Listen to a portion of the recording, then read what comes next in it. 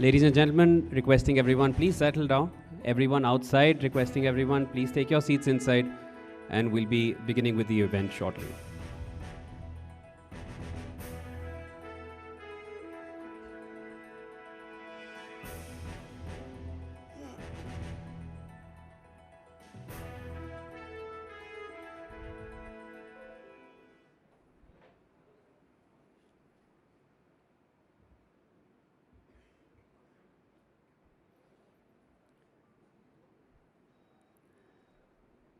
All right, we've brought the music down again, hoping I'm audible to everyone outside. Please take your seats inside, get comfortable, take whichever seat you'd like, whichever table you'd like, and then let's get started with the event.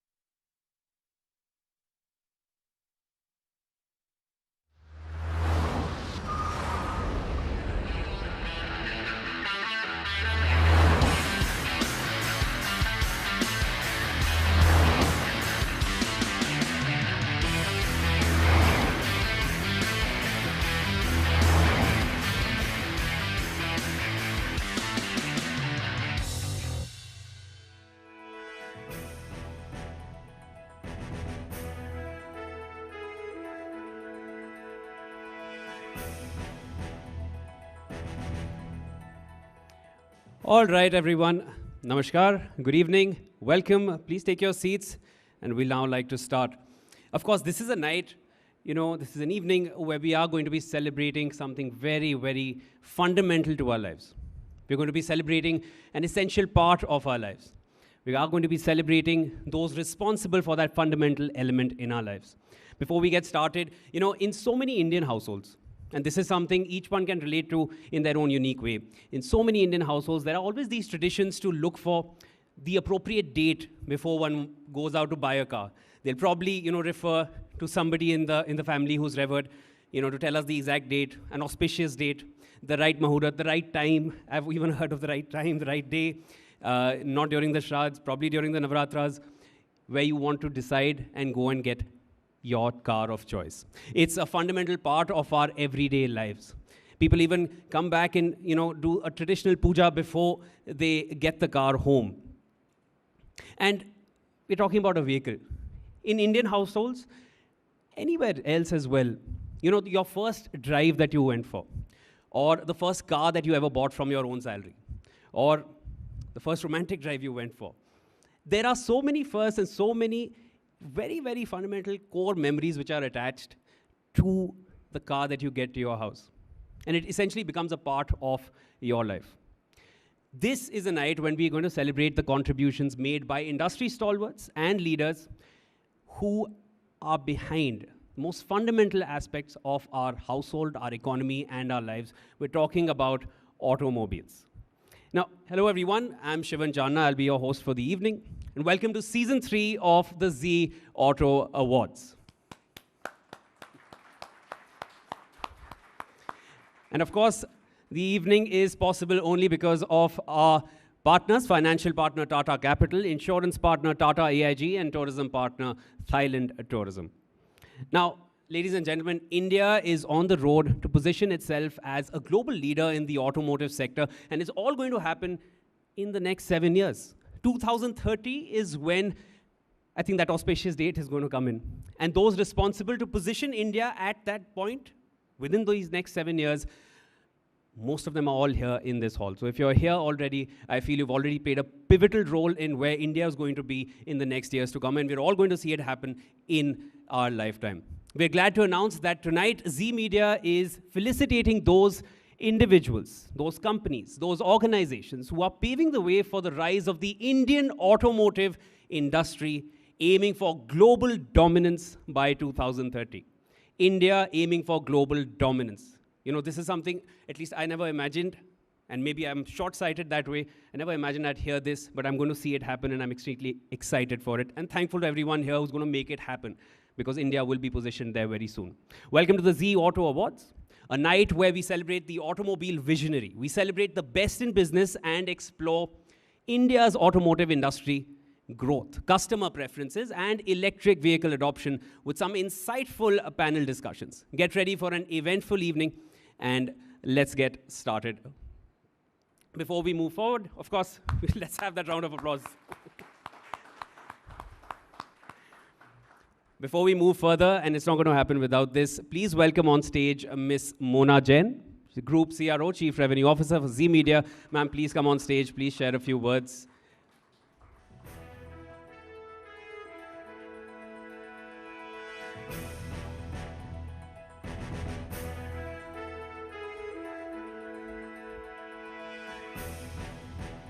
So good evening, everyone, and welcome to the third edition of the Zee Digital Auto Awards. The entire Zee Media team, or Zee team, is honored to be here with you tonight to celebrate the best and the brightest in the automotive industry today here in the hall. We would like to also kind of welcome our Honorable Cabinet Minister Shri Jitendra Singh Ji. He's a Union Minister of State, Science and Technology, and also MOS, PMO, PP, DOPT, Atomic Energy Space, a diabetologist, author, alumnus, Stanley Medical, Chennai. Zee Media has always been a pioneer in recognizing innovation and growth. In this endeavor, we launched Auto Awards in 2021. And we're delighted that in just 2 years, these awards have become one of the most revered recognitions in the industry. It is an ethos of Zee to be unbiased and appreciate merit. We continue this essence in these awards by selecting entries and recognizing talent through a fair selection process chaired by an elite group of jury. So this year, the auto industry has witnessed incredible and sustainable innovations, pushing the benchmark to unprecedented heights. Tonight, we will recognize these innovations and the individuals who are making the future of mobility a reality. So apart from the awards, we have a stellar lineup of panels that will provide an insight into challenges, opportunities, solutions, and the future of the industry. Zee Media is proud to provide this platform that is a unique opportunity for the stalwarts of the industry and stakeholders to chart the future of Indian automotive industry in our country. So the auto industry is a critical driver of the global economy.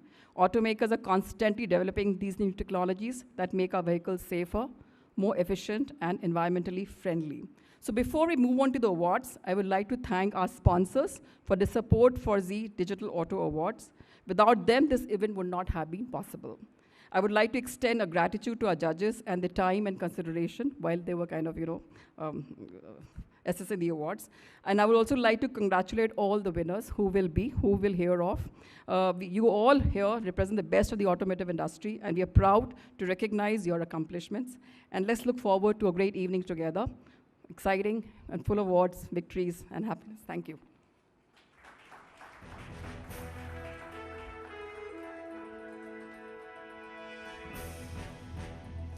Thank you so much for sharing your thoughts, ma'am. Next, of course, we're going to start the evening with the lighting of the lamp. And I'd like to invite on stage Mr. Sridhar Mishra, CRO, Zee Media Digital Publishing. Ms. Mona Jain, ma'am, please come back on stage. CRO, Zee Media. Dr. Idris Loya, sir, please, need you on stage. CTIO SL Group, Chief Technology Innovation Officer. Mr. Madhu Soman, sir, can't do this without you. Please be on stage. Chief Business Officer for Vion and Zee Business. And Mr. Sushant Mohan, sir, please come on stage. CEO DMCL. Would like all of you here to light the lamp so that we can begin with the evening.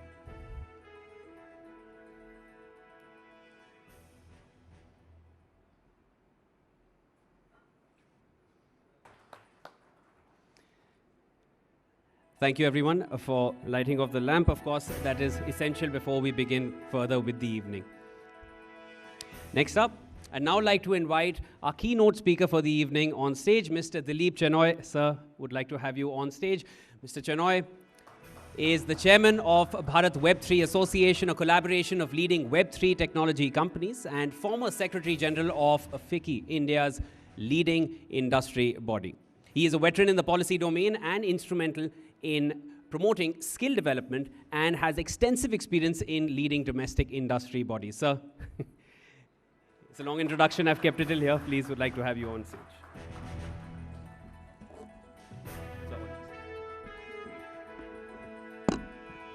Thank you and good evening. I think what he missed out, most importantly to this audience, was that at some point in my life, I was also the Secretary General of, or the Director General of the Society of Indian Automobile Manufacturers. And one of the jury members, I know for sure, used to work with me. And I suspect that he is responsible for me being in front of you today. So thank you, DNA and Zee, for this opportunity. Good evening, everybody. And it's a pleasure to be amongst you this evening. Great to be back at an Auto Awards function amongst many friends and former colleagues. Actually, an address at an awards function is really a distraction from the main purpose. As you've heard, that is recognizing the best among the best. So I'd like to actually keep this short. The topic I've been asked to speak on is India ready to dominate the automobile market by 2030, history and significance.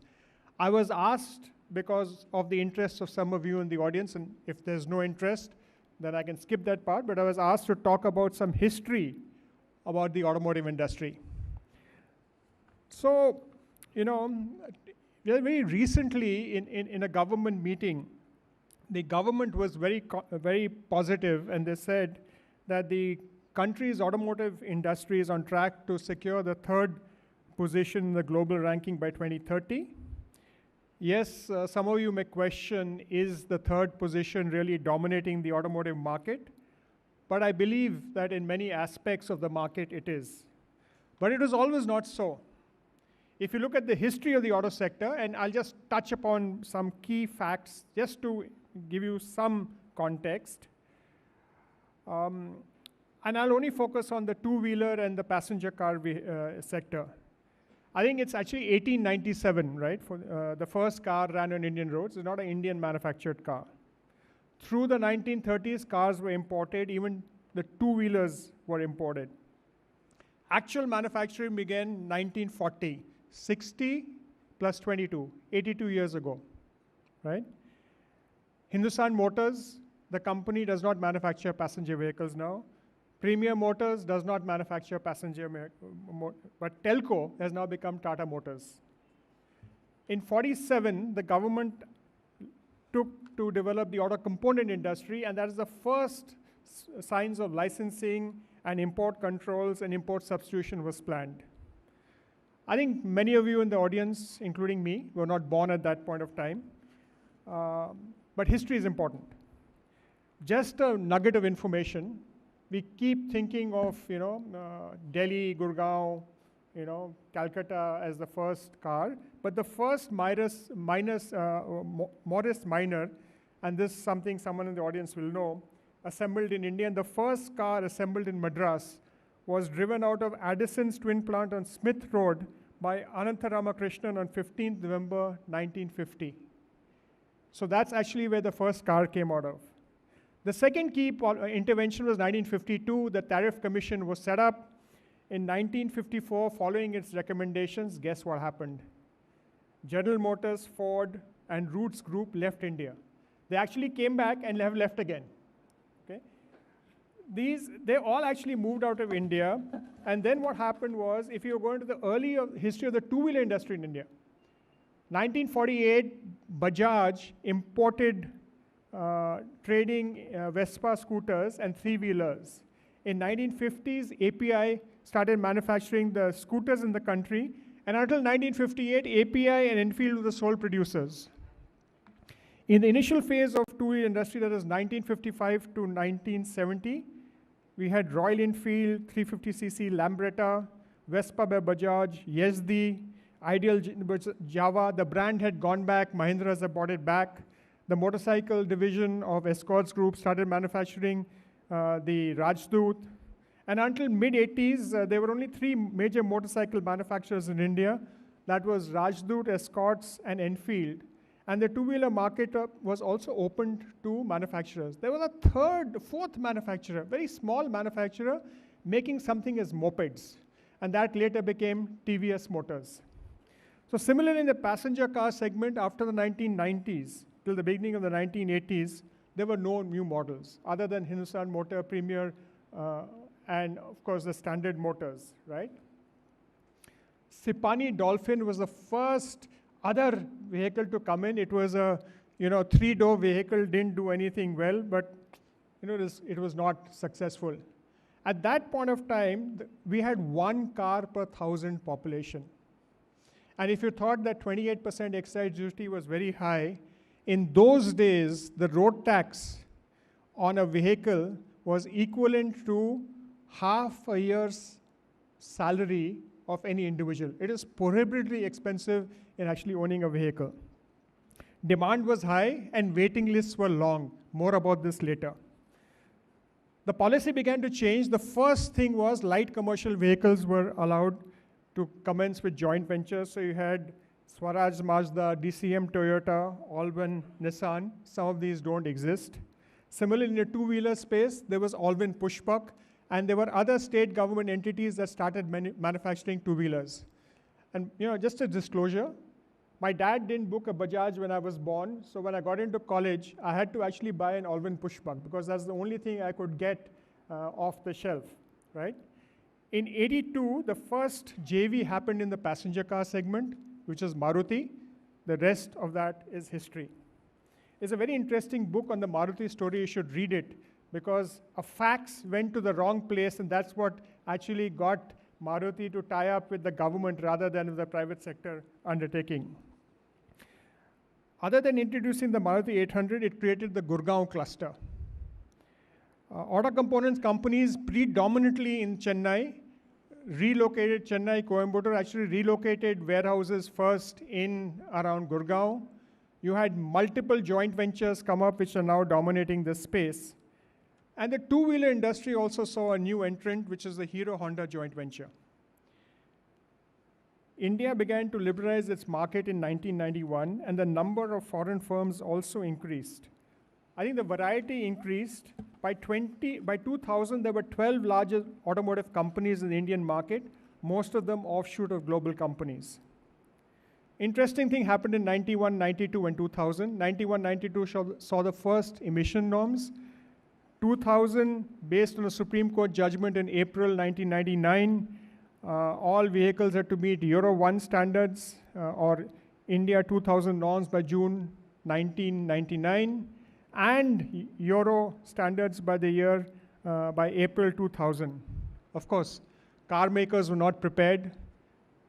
The Mashelkar committee was set up. They actually approved a roadmap of emission norms, and the next changes were introduced in 2005, 10, 15, and more recently leaping frog to BS6 in 2020. So what happened with the emission norms? The first thing happened was that all the Indian two-wheeler guys were making two-stroke engines. Two-stroke engines were phased out. There are many automotive experts here who know this like the back of their hand, but again, for the audience, I'm actually sharing this. The second thing that happened was that the Maruti 800 had to be phased out. And Maruti had to develop new vehicles. Of course, the new recent changes also resulted in model changes and engine upgradation. And the changes also aligned India with Europe. I think in a very significant development, and this is a turning point, in 2004 and 2006, ACMA and SIM and the Department of Heavy Industry actually came together and evolved the first automotive mission plan, 2006 to 16. And in parallel, the National Automotive Testing and R&D Infrastructure Plan was also created, which resulted in ARI being supplemented by the Chennai Center, by the Delhi ICAT Center, the NATRAX in Indore or Pithampur, and the Hill Driving Center in Shillong. But the AMP goal was something very similar to what we are talking today. It was to emerge as a destination of choice in the world for design and manufacture of automobiles and auto components, with an output reaching about $145 billion, accounting for more than 10% of the GDP and giving employment to 25 million people by 2016. What is interesting, between 2006 and 2011 or 2012, Indian automotive industry was ahead of the curve, right? Of all the data that AMP 2006 and 16 proposed. At the time, combined PV and CV production crossed 1.5 million. It represented only 2.37% of world production. India's exports were 0.3 of global trade, and India already was the second largest manufacturer of two-wheelers. While the automotive plan was ambitious, there were challenges. In 2014, SIAM conducted a review of the AMP, and what emerged from 2006 to 2011, that all vehicle segments registered a compound annual growth rate in excess of 10%. From 2011 to 2014, there was a slowdown, and there were challenges. But yet, it was very interesting. In 2013-14, vehicle production grew to 3.1 million. We moved up from the 13th to the 6th place, and in small cars from the 5th to the 2nd. We were the 8th largest CV manufacturer and the 2nd largest bus manufacturer. Of course, we remained the number 1 three-wheeler manufacturer with 830,000 units, up from 430,000 units earlier. And the 2nd largest two-wheeler manufacturers was 16.9 million units, up from 17.6 million. The components industry also grew. These were no mean achievements. We must recognize this. And why am I recounting this? The first lesson we got was that the AMP was interesting. All the ministries got together, all industry got together, and if the stakeholders put their heads and minds together and focus on execution, results can be achieved. Interestingly, notwithstanding the shortfall, AMP2, which is 2016 to 2026, was launched. In this time, we said that the automotive industry will be among the top 3 of the world in engineering, this is a new dimension, manufacture and export of vehicles and components, making the industry grow to over 12% of India's GDP and generating 65 million additional jobs. So what did we envisage in the 2026 AMP? But passenger vehicles likely to increase 9.4 to 13.4 million units. We give a range. Commercial vehicles between 2 to 3.9 million units, and two-wheelers to be 50 to 55 million units, and tractors 1.5 to 1.7 million units. India is already the largest manufacturer of small horsepower tractors. Of course, the auto component industry therefore would grow from close to 600,000 crores to about 730,000 crores. And the Indian industry would grow from the current value of 74 billion to somewhere between 260 billion to 300 billion. I think industry was gearing up. Then, of course, COVID happened. Clearly, it was time to reassess, regroup as to plan for the future. The ambition to be among the top nations had not gone away. The government and industry dialogue continued, and here I was not, in the first AMP, I was wearing my SIAM hat.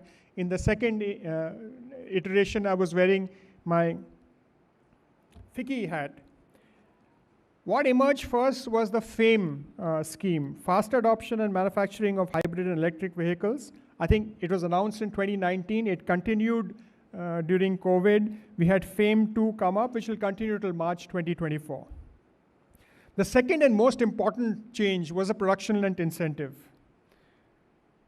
100 advanced technologies, including alternate fuel systems, compressed natural gas, Bharat State's 6 compliant fixed fuel engines, electronic control units, advanced driver assist systems, e-quadricycles. In the first phase, in AMP1, there was a huge debate on quadricycles, but here we have a PLI for e-quadricycles. What happened was 20 applicants were chosen. What many people may not know that the initial budget for the PLI was X. What actually got sanctioned was more than 2X. The government planned to increase local vehicle manufacturing and attract new investments. And the 20 companies have proposed a total investment of about 45,000 crores. That is about 5.95 billion. In May 2021, again, a PLI scheme for manufacturing of advanced cell chemistry with a budget of about 18,000 crores was announced. In March 2022, 4 firms were selected for this.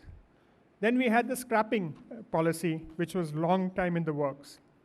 Fourth, and if you'll recall, in the finance minister's 7 packages of Atmanirbhar packages, each had some component to improve demand and also address manufacturing.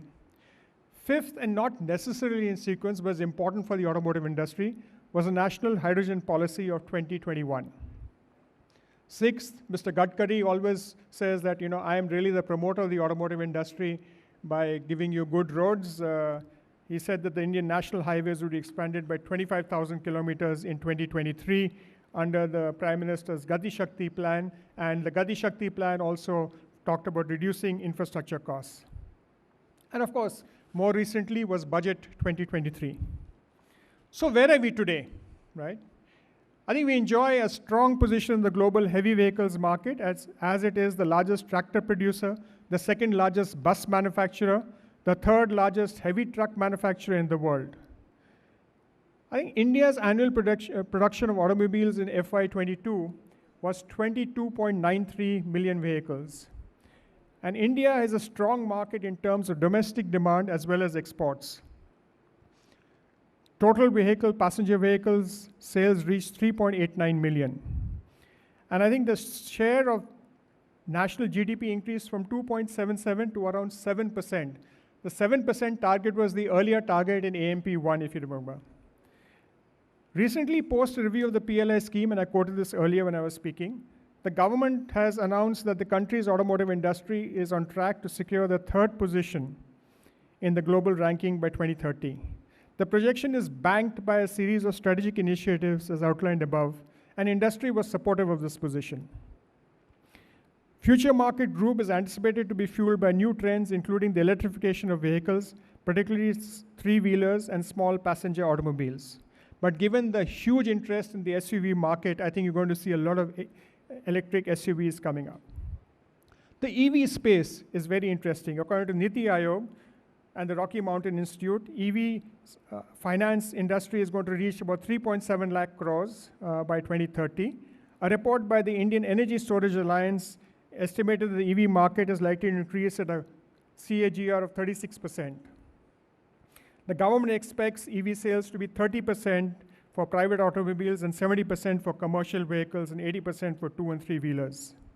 A positive outcome of the shift of EV is the emergence of new auto OEMs. The typically high barriers to entry are no longer preventing new entrants in this space. The large number of electric 2- and 3-wheeler manufacturers are testimony to this. Of course, we can expect some consolidation. It is natural. Clearly, we are in the midst of change. Not only we are moving from 2 to 3 fuel types to multiple fuel types. There's also time or change in the safety things. I think while this is welcome, the auto industry has to be ambitious. We have a large domestic opportunity. But while we have a target of net zero by 2070, we have to adopt to international standards to be able to export. In the 23rd edition of the KPMG Global Automotive Executive Survey, more than 900 executives in 30 countries expect to see a sweeping transformation in the next 5 to 10 years. One of the biggest trends is the EU's net zero ambition to be achieved by 2050 and a ban on petrol and diesel by 2035. What does it mean for India's exports? We also have launched the hydrogen mission. The auto industry would need to prepare for yet another fuel and powertrain. Again, the EU survey offers many pointers. They're concerned about supply chain, price volatility of semiconductors, steel, rare earth metals, and other specialty materials. Ensuring India's access to these items is key as we go forward. The circular economy for both EVs and EV batteries can to a certain extent resolve the supply chain issues related to critical materials. Imagine the net zero vehicle, one that runs on energy from entirely renewable source with no carbon footprint, one that is manufactured using materials that themselves are completely from renewable sources and completely recycled, and the materials completely recycled and manufactured in plants that are using renewable energy, and plants that have zero carbon footprints, a vehicle that can be completely recycled.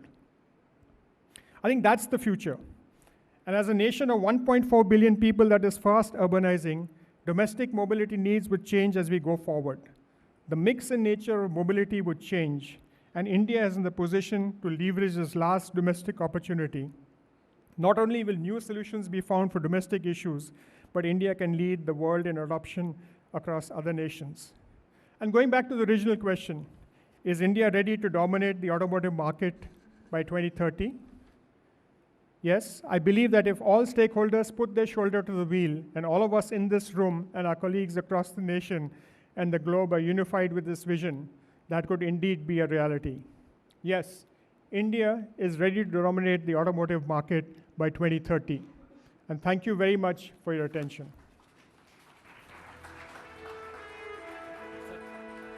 Sir, please be on stage. We'd like to present you with a token of appreciation.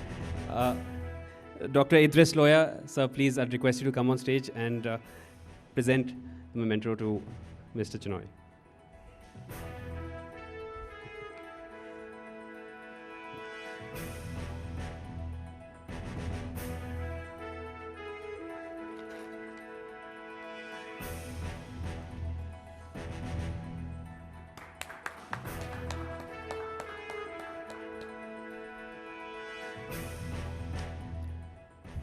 Thank you, Mr. Chinoy, for sharing those insights on the history and the future of the Indian automotive sector. You've summarized it all with facts that so many of us were not aware of. All right, moving forward, we'd like to begin with the first panel discussion for the evening. Now, you see, safety is a fundamental aspect of the automobile industry, and it's a key concern for every customer. But how serious is the auto industry towards safety concerns? And what are the lengths that the auto industry is willing to go to ensure the security of travelers, and what are the measures which can still be made better? To discuss matters further, let me invite on stage our moderator for the panel discussion, Ms. Jaspinder Kaur. Jaspinder Kaur is a professional rider, businesswoman, and an automotive enthusiast, an inspiration to many. She has traveled across India and enjoys a massive following online. All right, and I'd like to also invite on stage Mr. Manish Raj Singhania, President FADA, Federation of Automobile Dealers Association, and Managing Partner of Arala's Motors. Shraddha Suri Marwa, Chairperson and Managing Director, Subros Limited, and President of ACMA Automotive Component Manufacturers Association of India. Please welcome them on stage with a round of applause. Welcome. Mr. Tutu Dhawan. Mr. Dhawan has more than 5 decades of hands-on floor shop experience in this business of automobiles. He is the founder of Heritage Motoring Club of India and Regional Director, Federation of Motorsports Clubs of India, Chairman PCRT. These are just naming a few of his accolades. He has a very long history of covering the automotive sector. And so glad to have you here with us. Over to you, Jaspinder, please.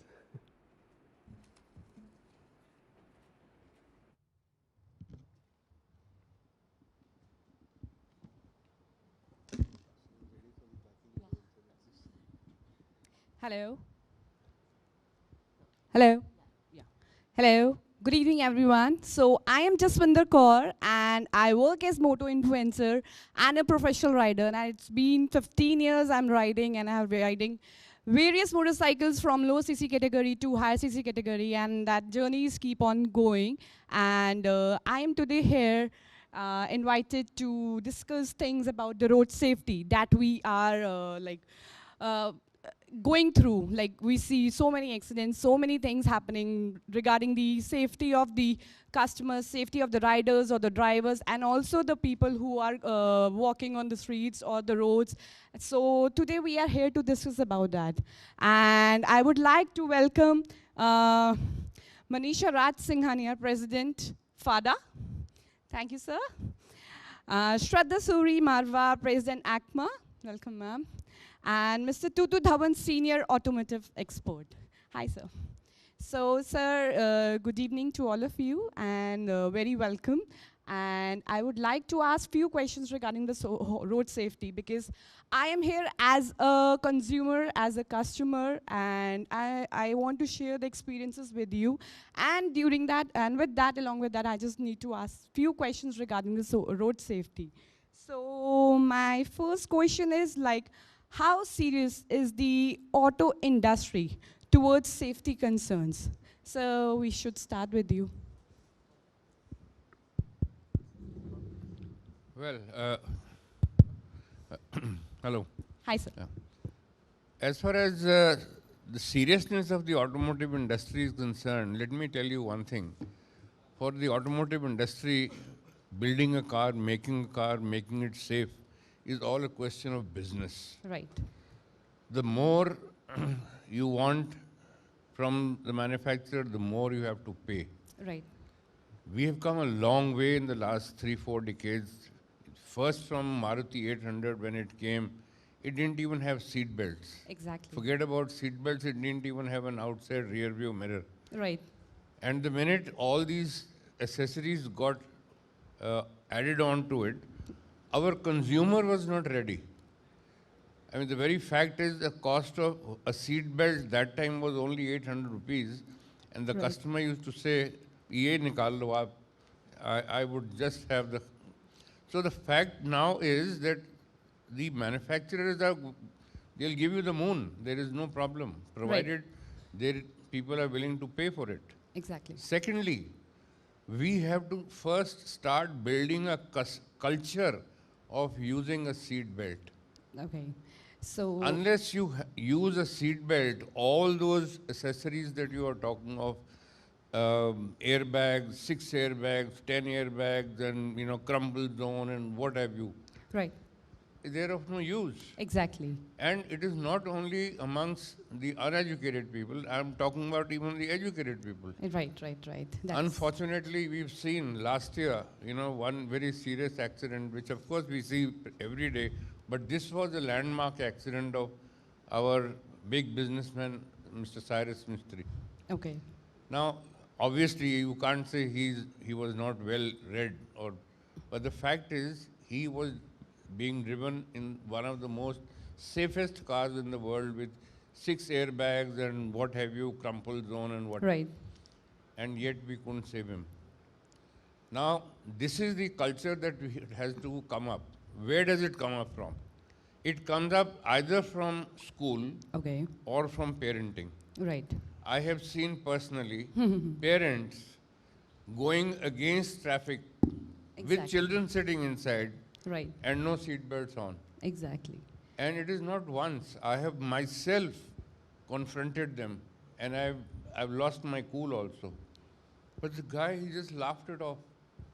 I mean, this is what you're teaching your children. I mean, Right. there were 6 and 8-year-old children sitting in it. He was getting them back from school. That's where we are lacking. So the point what I'm trying to make is, as far as manufacturers are concerned, don't expect anything free for them. Sure. They will give you the moon, but you got to pay for it. Okay. It's a very simple equation. Okay. And obviously, the government can keep on bringing new norms and everything. They can say it is compulsory to have 6 airbags and what have you. But what good are those 6 airbags if you are not going to use them properly? Right. So for that, I just want to know what all we can do, apart from the government. Government is bringing their norms, what all they can do, they are coming up with. But from our side, from the automakers and from the customer sides, so I just wanted to know what more we can do or what is happening, any riding institutes or driving institutes or such workshops or anything related to that is happening that see, can help in this. What I can see, the way that we can educate our consumer is like you give a training to a pilot. He has to go through a regular, whatever, flying lessons and have all those things. Right. Similarly, when somebody is coming to pick up a car or a two-wheeler or a four-wheeler or whatever, you must give some sort of a safety, I wouldn't say a sermon, but a lesson to them. And you have to also tell them that if you don't use this safety is no good to you. And you Right. are paying for it. Right. And you're not paying small amount, you're paying in lakhs. Right. You want a safe car, you've got to make sure that you are using the right, ingredients to make it safer. Okay, sir. So these are the few things. Plus, of course, I would personally say, and very strongly I've been recommending in all my sittings earlier also, that we must have a separate class, a separate section, a separate for students in school.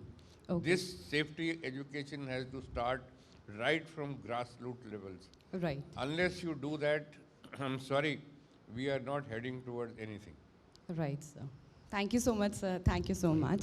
So now I would like to ask Shraddha ma'am, if, like sir has said everything, so I would like to ask, how can this road safety can be started from those who are uneducated? Because we are facing that trouble because of because of the uneducated ones. Like we see there while we are driving or even riding, people come in between. They became the reason of the road accidents most of the time. And the animals and the potholes, whatever the shit is happening, we are seeing. So what all can be done or what is happening for that? So my view on this is that, of course, awareness and education, and that's happening, but also it has to be coupled with enforcement. It has to be mandated. As it is, like the helmet for the two-wheelers. Once it was mandated and there was a fine for it, at least urban India is now all wearing helmets. So it's a combination of the automakers as well as all of us and the government to to actually have that education go through. And I must say that the government on their behalf is coming down very strongly on safety. Our nation is one of the highest road accidents in the world. And, Bharat NCAP came in from 1st of October 2023. Even though the star rating is not mandatory, but it is really gaining a lot of momentum. Cars are now coming with all kinds of features, whether it's airbags or ABS or, et cetera, et cetera. And the consumer is becoming more and more aware. It'll take time, but it is going to happen. And some of it has to be enforced. Okay, and it is more happening with the riders. Any safety measures taking for the riders? Because me being a rider, whether I'm riding a small city category or a premium bike, as we all know, they are coming with all the safety features. Everything is there, but not in the small city category. Yeah. But still, the same situation we are facing. Even if we are riding responsibly, people come, they hit you, and they just run off. Anything come in between, we need to take care of ourselves on our own. There is nothing still happening, and that is the more concern nowadays for the riders. So for that, anything new we can come up with or anything major? So, from an auto component industry perspective, I can only tell you that on the two-wheeler front, we have the safest two-wheelers one of the safest two-wheelers in the world that we produce. I mean, we even have something called a sari guard on a two-wheeler, which no other country has. I mean, a lot of you may not even know that. That's an additional feature that we provide. So from an auto component perspective, we are packing all the features in. Right? Now this is a socio-economic issue, so, larger social issue where everybody needs to work together. And as he said very rightly, the education must begin at school. Right. And go on from there. But I do think that, things are improving and it will get better. It will get better. Thank you. Thank you so much, ma'am. So now we'll head over to Mr. Tutu Dhawan. How are you, sir? Oh, sorry. So, sir, my question for you is, now we are aware with the features of the automatic headlights on that are coming in, even in the scooties, right? That is already in the cars, and seat belts, and if we talk about two-wheelers, there are traction controls and everything, but that's coming in the premium segment also, not in the lower CC category. And one more point, which is ADAS. Still, the customers are not aware of that. So what all is being done to make that awareness happen, like more and more customers can get to know, and what all more things like that coming up? So just wanted to know a little bit about that. Hello. So my firm opinion is like, I should say we are now a very developed automotive industry in terms of safety features. We are that industry which omitted BS5 and we went directly from BS4 to BS6. So that requires a lot of efforts, a lot of dedication, a lot of commitment going directly from to BS6 and complying to most of the global standard in terms of pollution and in terms of safety. In fact, if you recollect, government last year, Mr. Nitin Gadkari himself said he will make 6 airbags compulsory, but it has not been mandated. But recently we saw one of the OEMs making all their products 6 bags, having 6 bags, so 6 airbags. So that's the kind of commitment the OEM is ready to show for the Indian market. And what Mr. Dhawan rightly said, the problem is basically about education. We can bring in features like IDAS. It is a crazy feature, and our Indian OEM, it has bought that feature at a very rock bottom price. The same feature would be maybe available in a vehicle worth 1 crore or 2 crore, but we are able to somehow or the other manage those features in a 25 or 40 lakh car. So that's a really amazing part, and experiencing that feature at that price point itself is a huge thrill actually for the customer also. And if you really enjoy that feature in toto, in completion, it can really safeguard your lot of things. But finally it turns on what is the orientation of the customer, what is the education of the customer, whether the customer is self-conscious about his or her own or the family's safety. So that's the kind of thing I think we need a lot of social efforts, educational efforts on all fronts, and we have to be attack this issue multi-dimensional, and things will improve as education is improving. Mr. Dhawan rightly said, I mean, traffic lessons should be mandatory when you are while teaching to school kids. I think the education needs to start from there. As an association, as FADA, we have shot almost 6 videos called Buckle Up campaign, Buckle Up India kind of, Okay. which Mr. Gadkari had launched, and wherein while delivering a 2-wheeler or a 4-wheeler, after delivering, we definitely, all dealerships share the video to the customer, where it is taught that why buckling up, whether you are sitting in the front or the back, or whether you are wearing a helmet and it should be buckled up. So that's the basic theme and idea that being a socially kind of responsible organization and dealerships, we really want to tell the customer that they need to comply to some very basic need that one has to attend to while driving an automobile.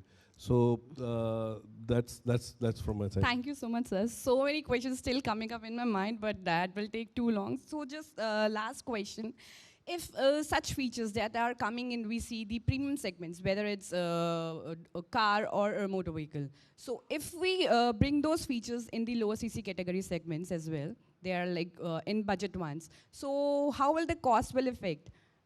So yeah, this is a very dicey situation. So any good or strong feature that we bring in a car or a 2-wheeler, obviously we are still a growing economy, and we have got a large rural class and semi-urban rural customer available with us. So we need to attend to their mobility needs also. Please understand, mobility is not a luxury in India. Right. It's a necessity. Right. We need vehicles to move from point A to point B. Right. In a rural market, if you don't own a bike, you cannot go anywhere. You have to wait for a bus that will come only twice in a day.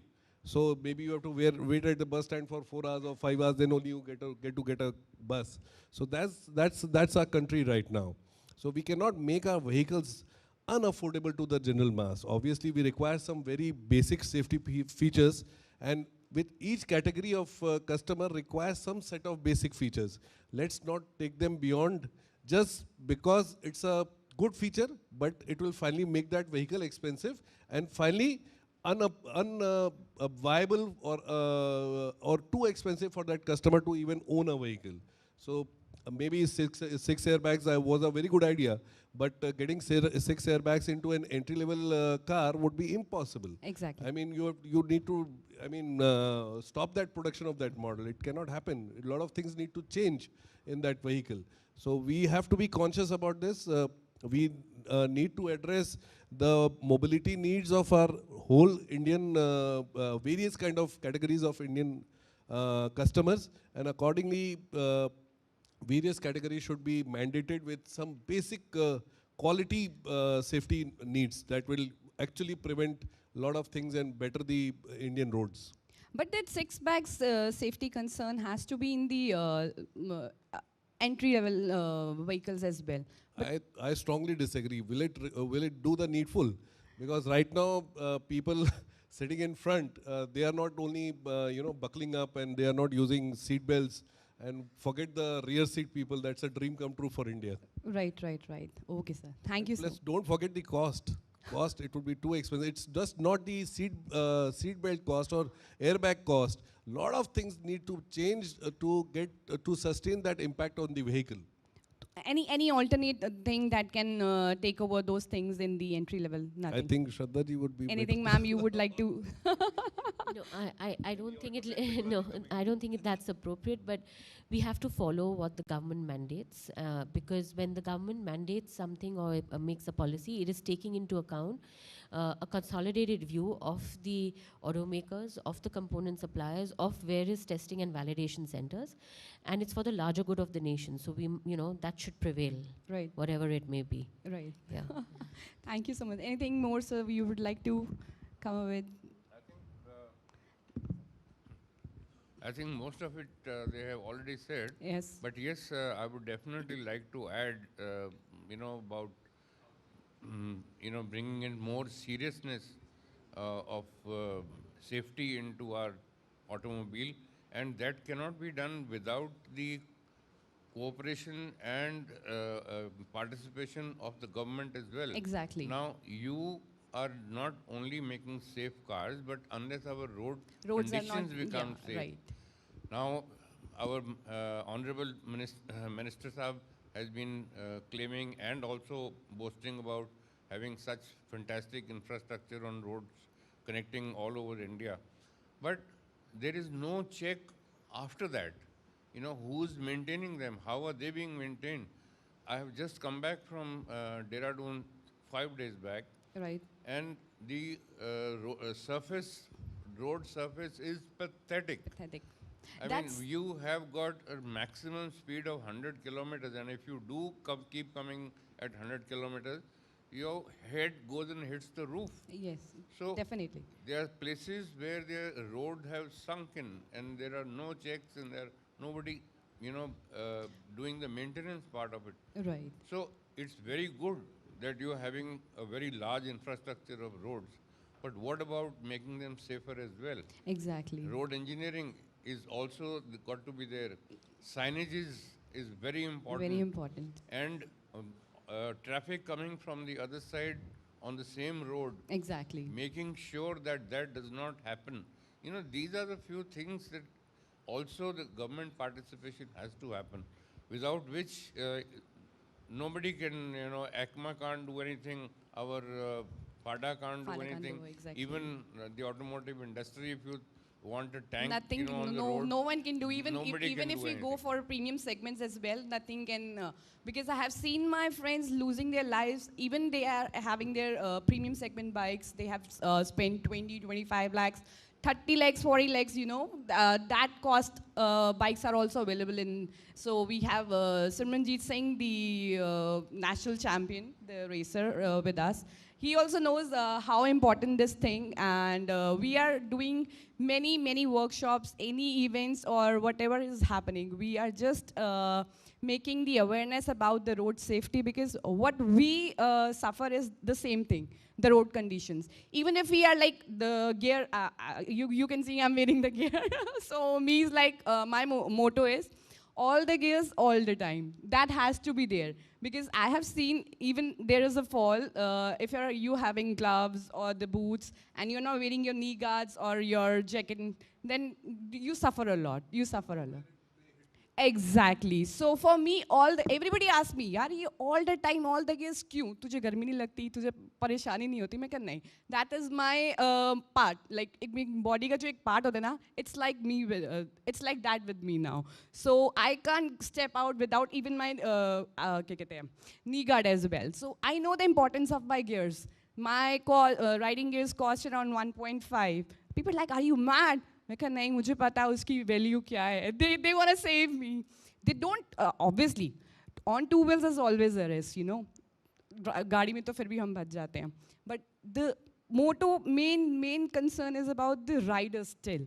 So riders के लिए बहुत ज़्यादा risk है. Every time there is a risk for the rider.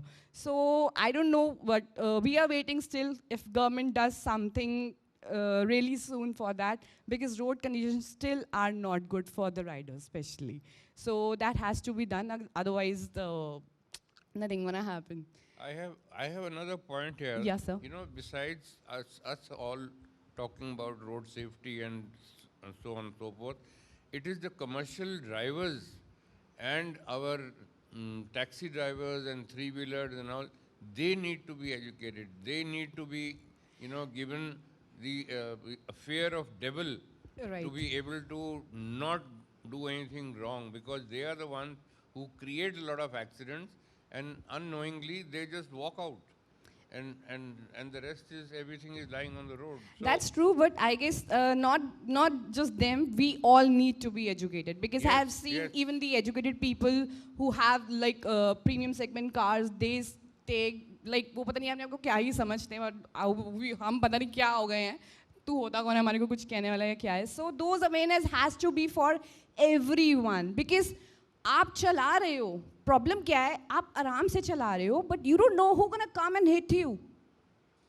उनका कुछ नहीं जाता, हमारा सब कुछ चला जाता है. So that education has to be for everyone, whether it's educated or not, uneducated ones as well. Uneducated का तो बस बुरा हाल है, उनका तो पूछो ही मत. कोई भी कभी भी कहीं से आ जाएगा और वो बस अपनी भाषा में कुछ भी बोल के चला जाएगा, उनका कुछ नहीं जाता. Every time we have to suffer, even being the तो आजकल क्या हो रहा है? Even police see us like you are the morons, you are doing shits. हमेशा police like even you are in your gears, whatever it is, आपको रोक लेंगे, मैम ये नहीं है, ऐसा नहीं है, वैसा नहीं है. फिर we need to ask them the question, and the moment we put on questions, then they get to know that they are educated, we can play here. So everyone has to take care of it, not just the customers, not just the automakers, not just the government or any other segment. Everyone has to take proper precautions, proper education about it, how important the safety of whether it's a bike or a car or a person especially. Thank you so much. Thank and yeah. Yeah, sir, please.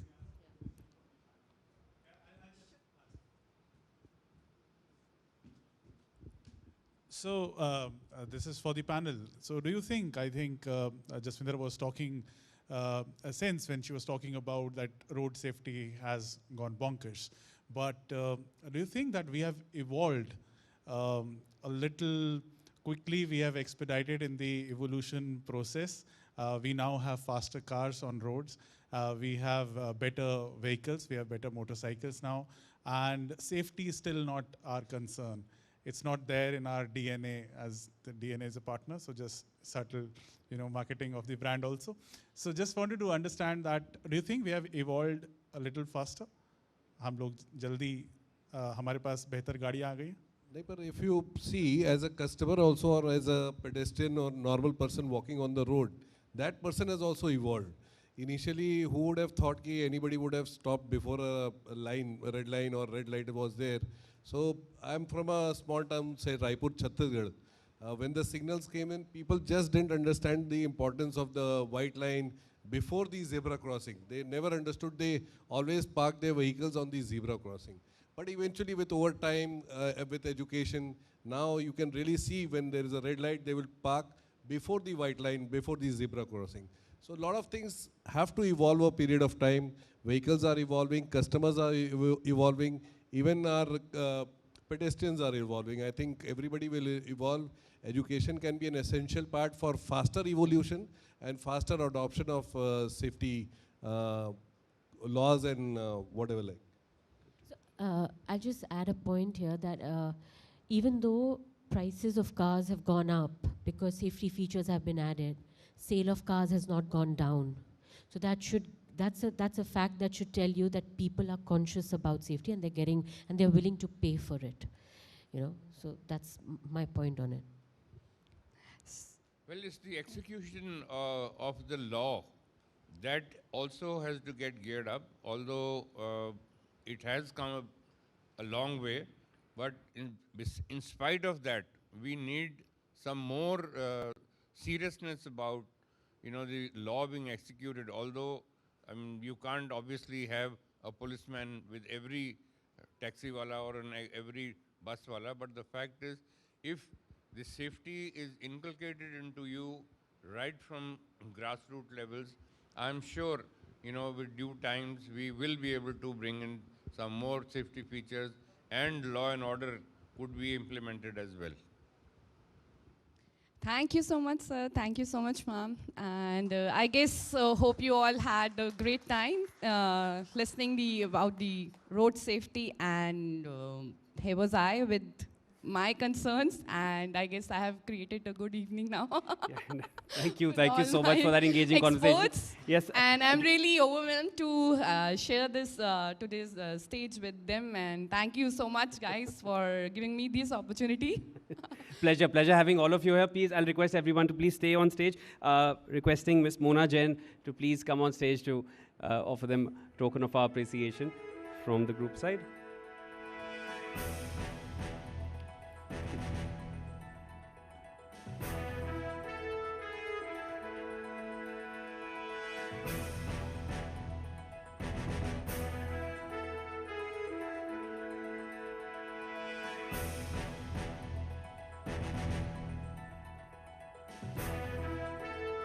Mr. Tutu Dhawan, thank you so much for being here with us.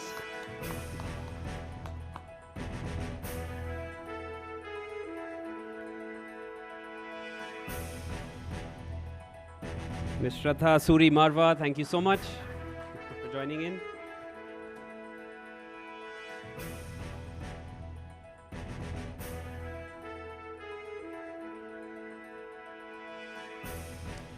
Mr. Manish Raj Singhania, thank you so much, sir, for sharing all your inputs here.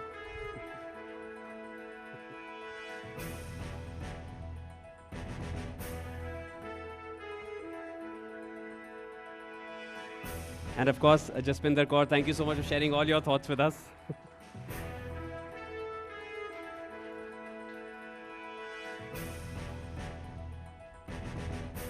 Thank you, all of you, for sharing your thoughts with us.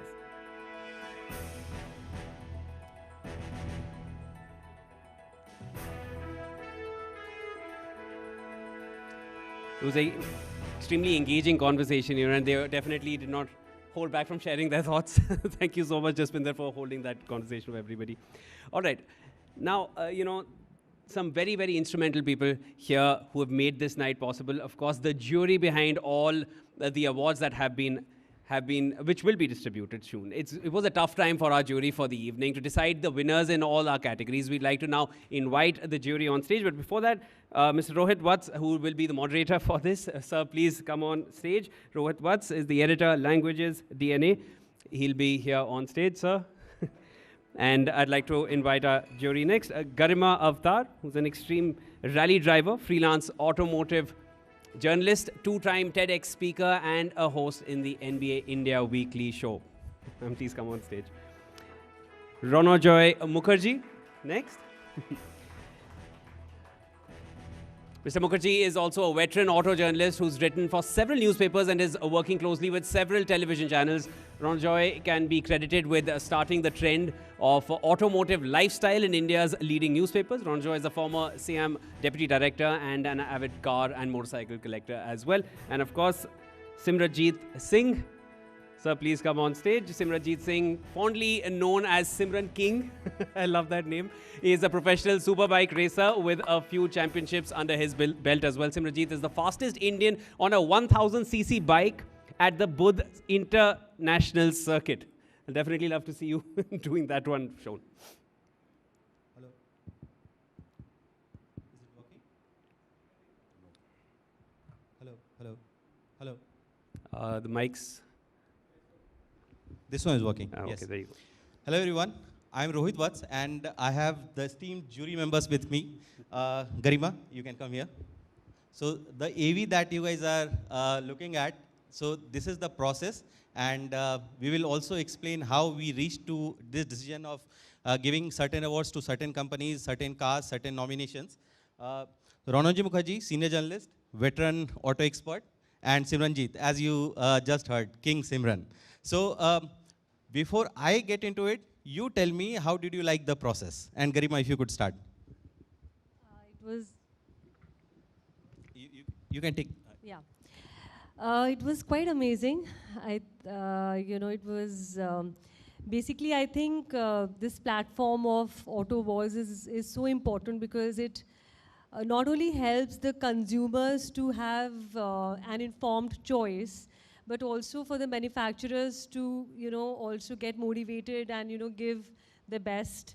So, and there was such amazing lineup. It was pretty challenging and also, to choose one and leave out the other because, all the manufacturers, all the cars, bikes, and, such great technology and advancements, all of them are such top-notch in their sectors and categories. So, but it was fun and challenging. Ron sir, because he has been associated with us since the first edition of Auto Awards. This is the third one. We started in 2021. And so what did you see? Like, do you see that there is a better quality, better nominations? What is your opinion about it? You know, here I would like to quote Dilip when he spoke. He spoke about how the industry has moved forward and how things have improved. So yes, we have suddenly seen new things, new technologies. We were talking about ADAS and the ADAS in the past panel. ADAS is something that has just come out of the blue. I mean, till a couple of years back, most vehicles weren't moving with ADAS. Today, ADAS is a major thing. I think that overall, over a period of time, there has been a lot of technology. There has been a lot of development. Vehicles are constantly getting new features. For example, now even a TVS motorcycle has a ventilated seat. I mean, that is something I could not imagine even a year back, if you ask me. So I think there's a lot of technology happening. There's a lot of advancement of the auto industry. I think we are, in the future, truly going to move to fuel that is, I would say a fuel that does not stick to one technology. It's not electric, it's not hydrogen, it could be flex, it could be anything. So yes, there's definitely an improvement, and I think that makes our job very difficult because we have to judge, we have to find performance, and we have to look at salient features of cars vis-a-vis prices before we come to a decision. So yes, coming back to your question, it was amazing. So, no, Simran, I have another question for you. Like when you drive a certain kind of vehicle, you have certain notions. And but when you are judging it, what goes in the back of your head? Like what difference do you see? Hello, hello, hello. So basically, when I'm riding, so I need to concentrate on in terms of my safety and other one's safety. So I ride that way. But when it comes to judging a single bike or a car, so it was a totally different thing for me. I learned a lot from sir and ma'am. So it was very close with rating in terms of safety features and Because price some of the winners are like hardly 0.25 margin. Yes. So it was very difficult for us to rate cars in terms of these categories. So do you think Zee Auto was, Zee Digital DNA Auto was going, where do you see us going with this kind of lineup, nominations, this process of judging cars? So do you see that we should value add at certain points, or do you think that this is okay, we should go in this way forward? This is a perfect way to do a rate different cars or the brands, and I see that Zee is doing a great initiative of hosting such awards. That's all. I have been involved since the first award. Yes. And where we made a start to where we are today, I think the Zee Auto Awards have come a long way. Also, everyone has been telling me that this is a better ballroom. That is subjective. But I would say that we've come a long way. And I see that in the future, there are many more steps to climb. There's a lot happening. And I'm very confident that the way we are going will become bigger and bigger and perhaps be some of the best auto awards in the Indian automotive industry. Thank you, sir. Garima, your closing. Yeah, so I think, I was also previously for the, part of the jury for the previous awards, this thing also. The auto awards, I think, have become grander. I mean, the Zee Auto Awards, and more challenging because of better cars, better technology, and so great lineup. So I think it's becoming better and better, and I'm wishing all the very best for the coming years. So I'm very happy that the jury is happy with the work that we are doing, and also we have a lot more lined up for tonight. So just stay tuned for more, and thank you everyone for being the gracious jury for us. Thank you so much. Please stay on stage. I'd like to call Mr. Sushant Mohan, Zee Media's CEO, DMCL. Sir, please come on stage, and we can like to offer you a token of appreciation from our side.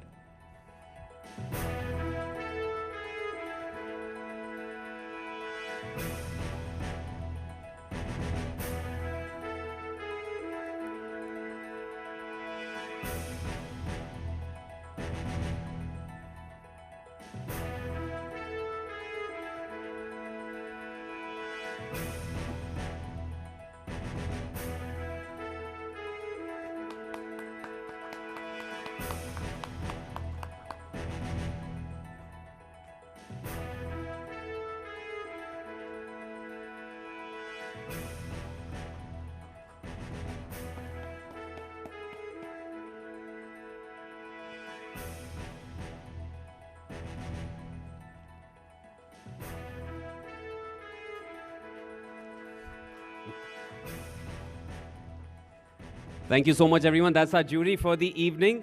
Simran King, Ranojoy Mukherjee, and Ms. Garima Avtar. Thank you so much for joining in, sir. Please take your seats. All right, next up, now we'd like to start with handing out the first set of awards. And for that, I'd like to invite our keynote speaker on stage, Mr. Dilip Chenoy. Sir, please come on stage. And I'd also like to invite Dr. Idris Loya. Sir, please come on stage. And, we'd like to give out the first set of awards now.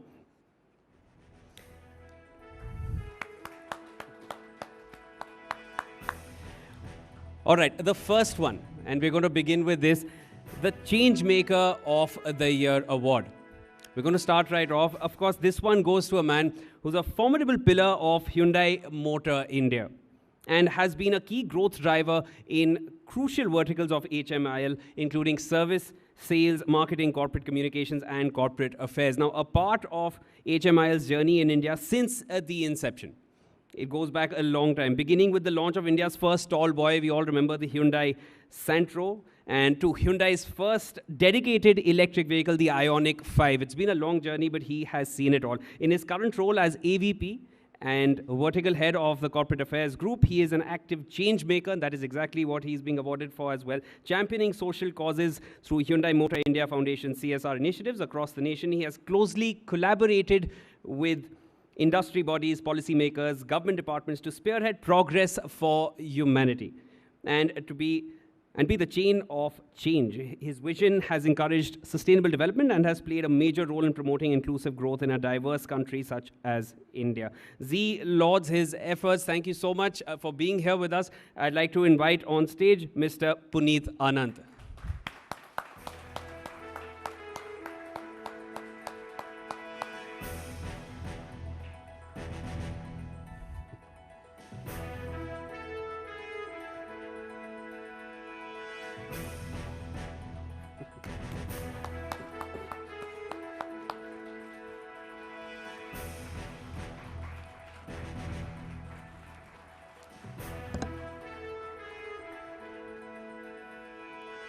So, Change Maker of the Year award, I'd like to just hand this over to you. Please share a few words. How do you feel getting this? First of all, good evening, everyone. Just to say that I'm equally thrilled and I'm equally honored to be getting this award. But I'll tell you one thing. This award is not only meaningful, but very apt for our company, Hyundai Motor India. And why I say so? Because for the last 27 years that Hyundai has been in India, we have been bringing change as far as the Indian automotive industry is concerned. And I think this award is a true epitome and reflection of this change maker. And why I say though, because in 1998 when we entered this country, the first MPFI engine in the Tallboy Centro was brought by Hyundai. Then we launched the first CRDI engine, again first in the industry, in the Hyundai Accent. Not to say that we democratized the EV revolution by bringing the first EV SUV, the Hyundai Kona, in 2019.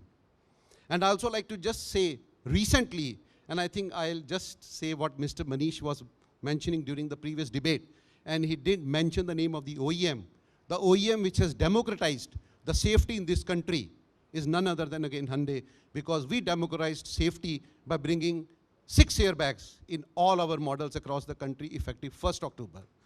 So I am very proud to say that Hyundai will always be leading the change in this country, and it is a love and affection of the customers of this country that will always be privileged and will always be confident and working hard to give that meaningful change to the Indian industry. I'd like to thank the jury, I'd like to thank Zee Media, and above all, my family at Hyundai and my colleagues who have given me this confidence and this dedication so that I can continue to work for the last 26 years that I've been associated with Hyundai. Thank you once again, and thank you, Zee. Thank you so much. Thank you so much, sir. Please be on stage. We'd like to give out another set of awards. It's the Innovative Marketer of the Year award. The next award category is, of course, a special award to honor innovative marketer for creating emphatic and innovative marketing campaigns. This next man, his latest campaign for Nissan created a Guinness World Record with 1,864 dancers, with celebrity dancers as well. Nissan recently also engaged with Amazon, entering the Guinness World Record for largest on-ground hip-hop dance performance, and created mass awareness and brand consideration. We'd like to just play a quick video for you before we hand out the award. We can't wait to get our hands on that big, bold, beautiful creation that is the Nissan Magnite Giza Special Edition.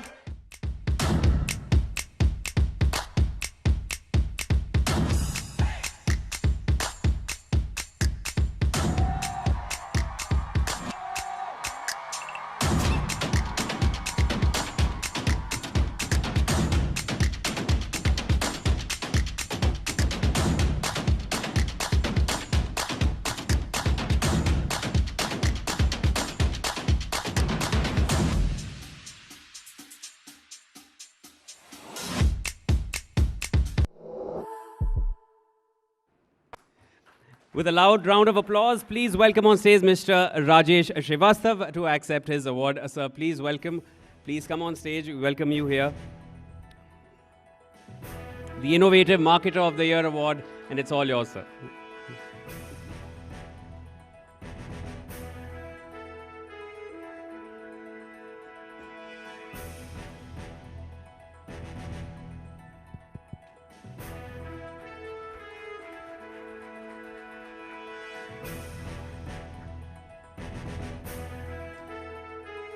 Mr. Srivastav, we'd love to hear a few words from you before we let you go off stage. Hi, very blessed evening you all. Thank you, G. Thank you, the jury members, for recognizing our work. I would like to thank the entire marketing team, the agency partners working together and delivering some innovative and differentiated campaign. No doubt, the entire leadership at Nissan. No doubt, this will always challenge us, motivate us to deliver something new, something innovative in future, and improve the Nissan brand imagery in India. Thank you all.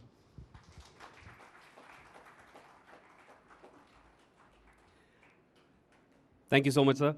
All right, and next, we're going to talk about most trusted e-scooter of the year. This one goes to Jitendra Electric Vehicles. With the Shah Group's 40-year automotive foundation, Jitendra EV, with 7+ years in specialized production, introduces the JMT 1000HS, a multi-purpose high-speed e-scooter, and it's now accessible in 20+ states, symbolizing the seamless merge of Jitendra's rich history with cutting-edge electric mobility. Please welcome the CEO and co-founder of Jitendra New EV Tech, Samkit Shah.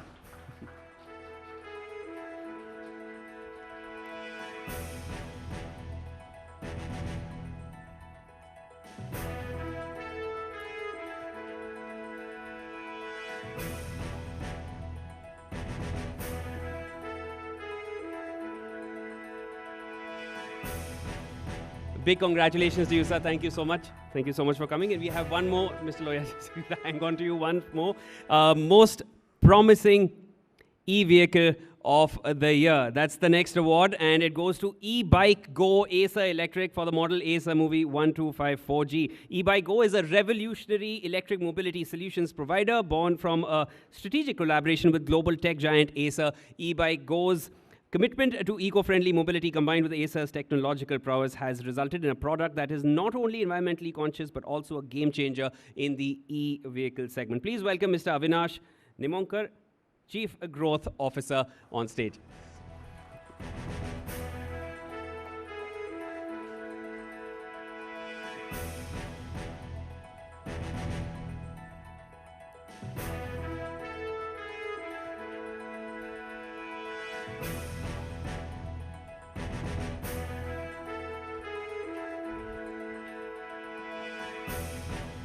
Thank you so much, sir. Thank you so much for coming in. And we'll let both you gentlemen go as well. Thank you so much.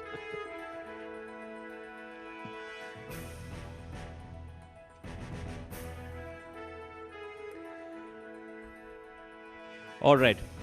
Now we've got the first set of awards out. We'll have another panel discussion before we move further with the awards. Now, are electric vehicles the best foot forward? Is EV the best foot forward? Electric vehicles have been on the horizon, but the journey to go all electric comes with a fair share of hurdles and bumps. From infrastructure to viability, there are several concerns.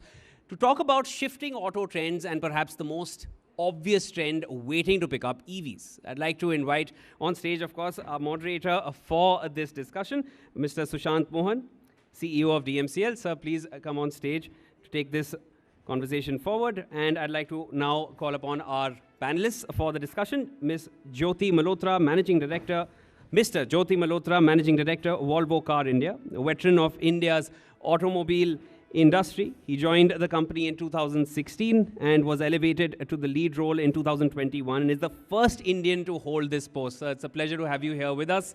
Thank you so much for being here.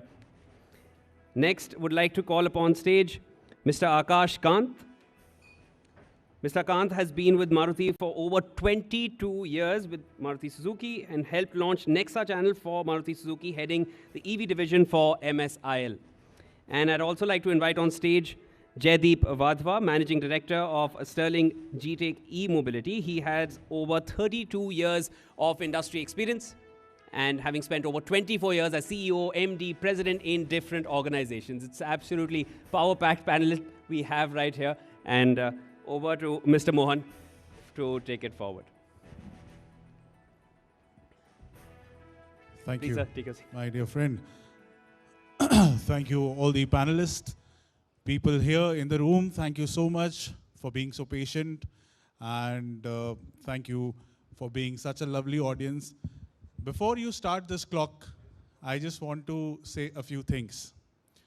We are in a country जहाँ पर light चली जाती है और फिर हम बात करने वाले हैं ईवी के ऊपर और ये बात करने के लिए मेरे साथ जो लोग हैं, the people who are sitting with me, why they are important, I just want to initiate and introduce why these people are important and why we are going to discuss this.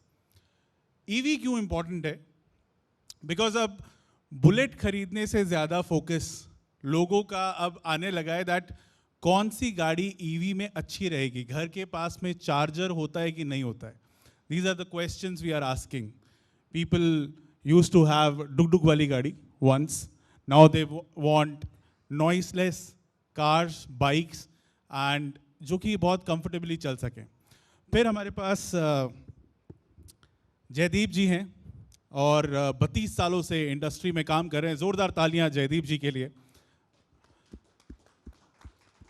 Jaideep जी जिन चीज़ों को बना रहे हैं, जिन components, जिन parts को, जिस technology में वो deal कर रहे हैं, that is very important for EV की क्रांति जिसको हम कहते हैं. जी न्यूज़ पे, डीएनए पे हम जैसे ईवी की क्रांति कहते हैं, उसके लिए वो बहुत ज़रूरी है. Then we have Jyoti ji, and Jyoti Malhotra ji Volvo में MD of Volvo car India.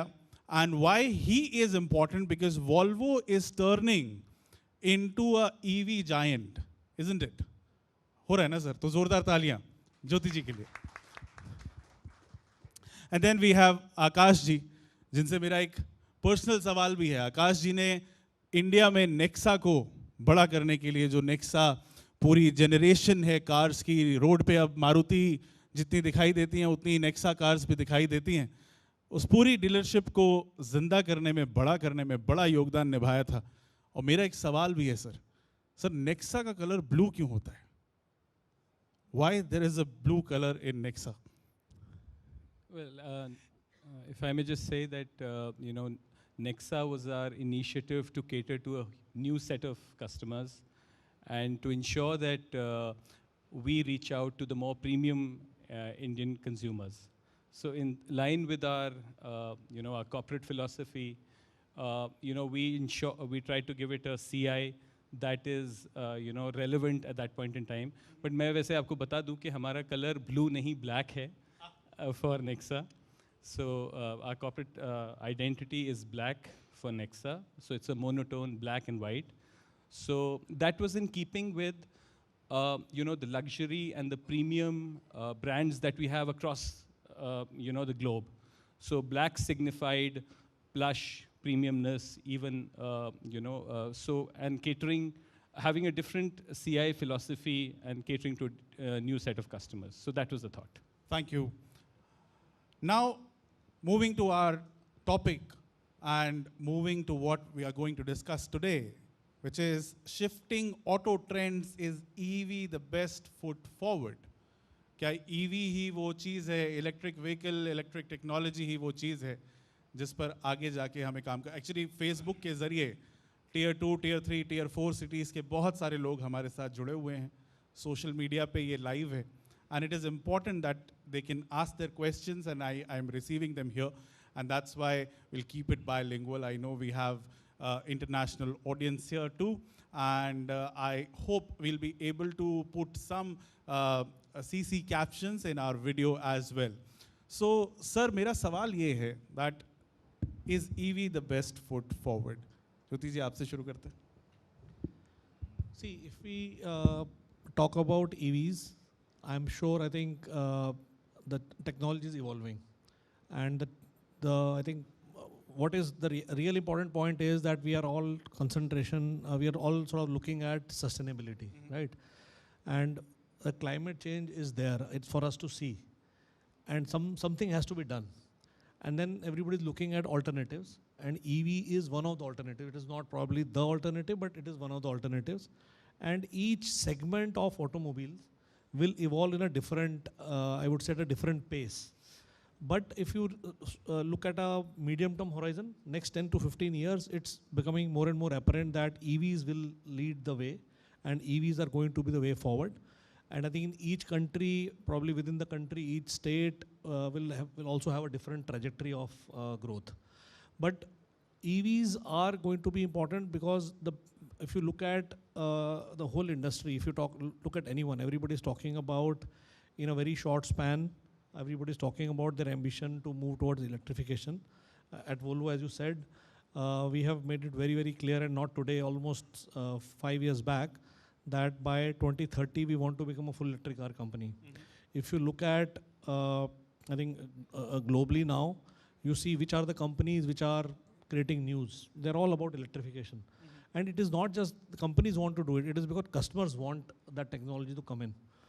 And obviously, as I said, I think it will evolve in different ways, in different segments. So when I represent the luxury segment, I believe that in the luxury segment, the adoption of electric car is going to be really fast. And it's already happening. So if you look at, I think the penetration of EVs in passenger vehicle is around, I think 2%, 1.5%. In luxury car, it is already more than 5%. For us in India, although we are very small, but within our own portfolio, it's close to 25, 26% electric cars we are already selling.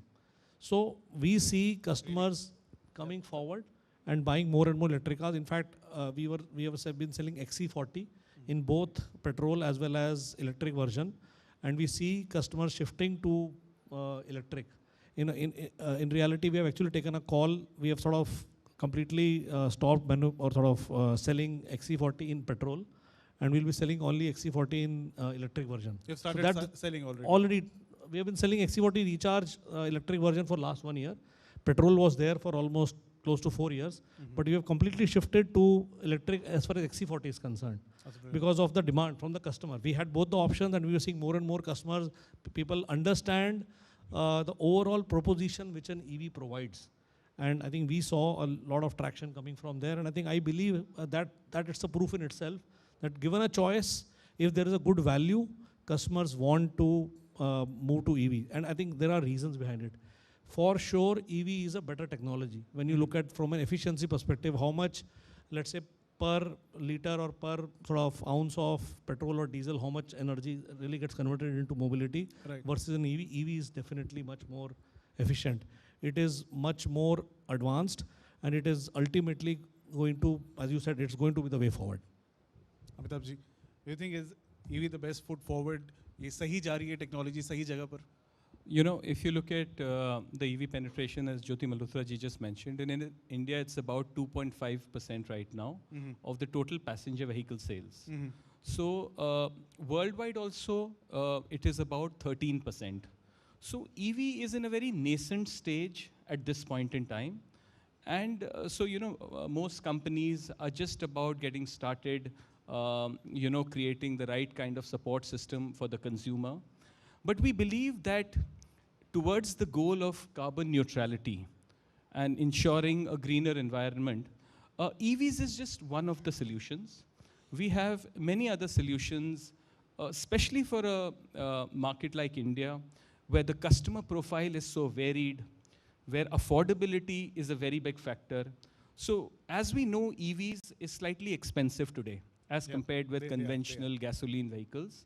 So in India, at Maruti Suzuki, we believe going forward that CNG, hybrid vehicles, biofuels, ethanol, so a mix of this, technologies is what will get us to carbon neutrality. Having said that, we are very committed to EVs, at Maruti Suzuki, and we've already announced a very aggressive plan to launch many products till 2030. So we are focused on EVs, but we are also focused on technologies like CNG, as I mentioned, ethanol, biofuels, hybrids, to ensure that the Indian customer, gets the best mix of technology which he can afford and which are suitable for his requirement. Akash ji, we have a question also here that this is नाम नहीं लिखा है इन्होंने अपना. This guy is from Faridabad, हमारे साथ social media से जुड़े हुए हैं. And he's asking a live question that Maruti focuses on SCNG. This is what it's written. So CNG is a trend for Maruti. And do you think that EV is still a far-fetched idea and CNG is still big for Indian markets? CNG is a very big part of our plans. In fact, we sell a significant number of CNG vehicles. But as I said, we are also focused on EVs for the future. See, EVs is something, for which a lot of development, technology development, industrial level scale, for R&D, as well as government focus is happening right now. So we feel that CNG will be relevant for India. And going forward, EVs, of course, is a new trend. We see, there is a clear uptake for EVs in India, even today, in a nascent stage among certain customer segments. Jyoti ji mentioned about the luxury segment. There we see a very strong offtake. But even in the economy segment, there has been some, increase in penetration in the past. So we keep our fingers crossed. and we feel both these things will Sir, coexist. a lot many questions are coming for you. I'll have to move to Jaideep ji. Jaideep ji, do you think EV is the best foot forward? It's the best technology ahead? Well, I think EV is definitely one of the options. As Mr. Malhotra said, it's not the only option, but it's an option that's going to grow very rapidly. McKinsey did a study recently, and they found that 49% of all Indian buyers were willing to consider EVs in the future. That's in the passenger vehicle segment. In the two-wheeler segment, that number was over 80%. So definitely there's a lot of interest. People see the value proposition of EVs. But will EVs become 100%? I don't think so. The most optimistic estimates that we see are 15 to 20% penetration by 2030 for passenger vehicles and maybe 40% for two-wheelers. And that's the most optimistic. So I think there's a lot of work to be done. What we think is that, I mean, obviously we have industry stalwarts here, but as a supplier to the industry, we think that people will adopt EVs as passenger vehicles as a second car very quickly. But for that to become the first car, I think there'll be further challenges, and obviously there's a whole bunch of challenges around charging infrastructure, et cetera, that we can discuss in detail. Jaideep ji, there is a question, I think, and very apt for you. Do you think that cost is a major factor which is not helping this trend? Policies are not there. This is what the gentleman is asking. Well, I'm not as concerned about cost. There is a higher upfront cost for EVs without doubt. But I think the Indian consumer is very, very smart, and they know how to do a present value calculation very quickly. So as it's already proven in two-wheelers and three-wheelers, that, I mean, I think the number on two-wheelers is now down to 150 kilometers a week. Mm-hmm. If you ride that much, it's more economical to have a two-wheeler. The break-even, even for three-wheelers, is very, very low. Passenger vehicles is further out there because the size of the battery packs is that much larger. But like I said, the cost is not the biggest concern. The cost will come down as battery technologies improve. As costs come down in batteries, this will continue. The value proposition will continue to improve. I think for us in India, the bigger challenge will be the charging infrastructure.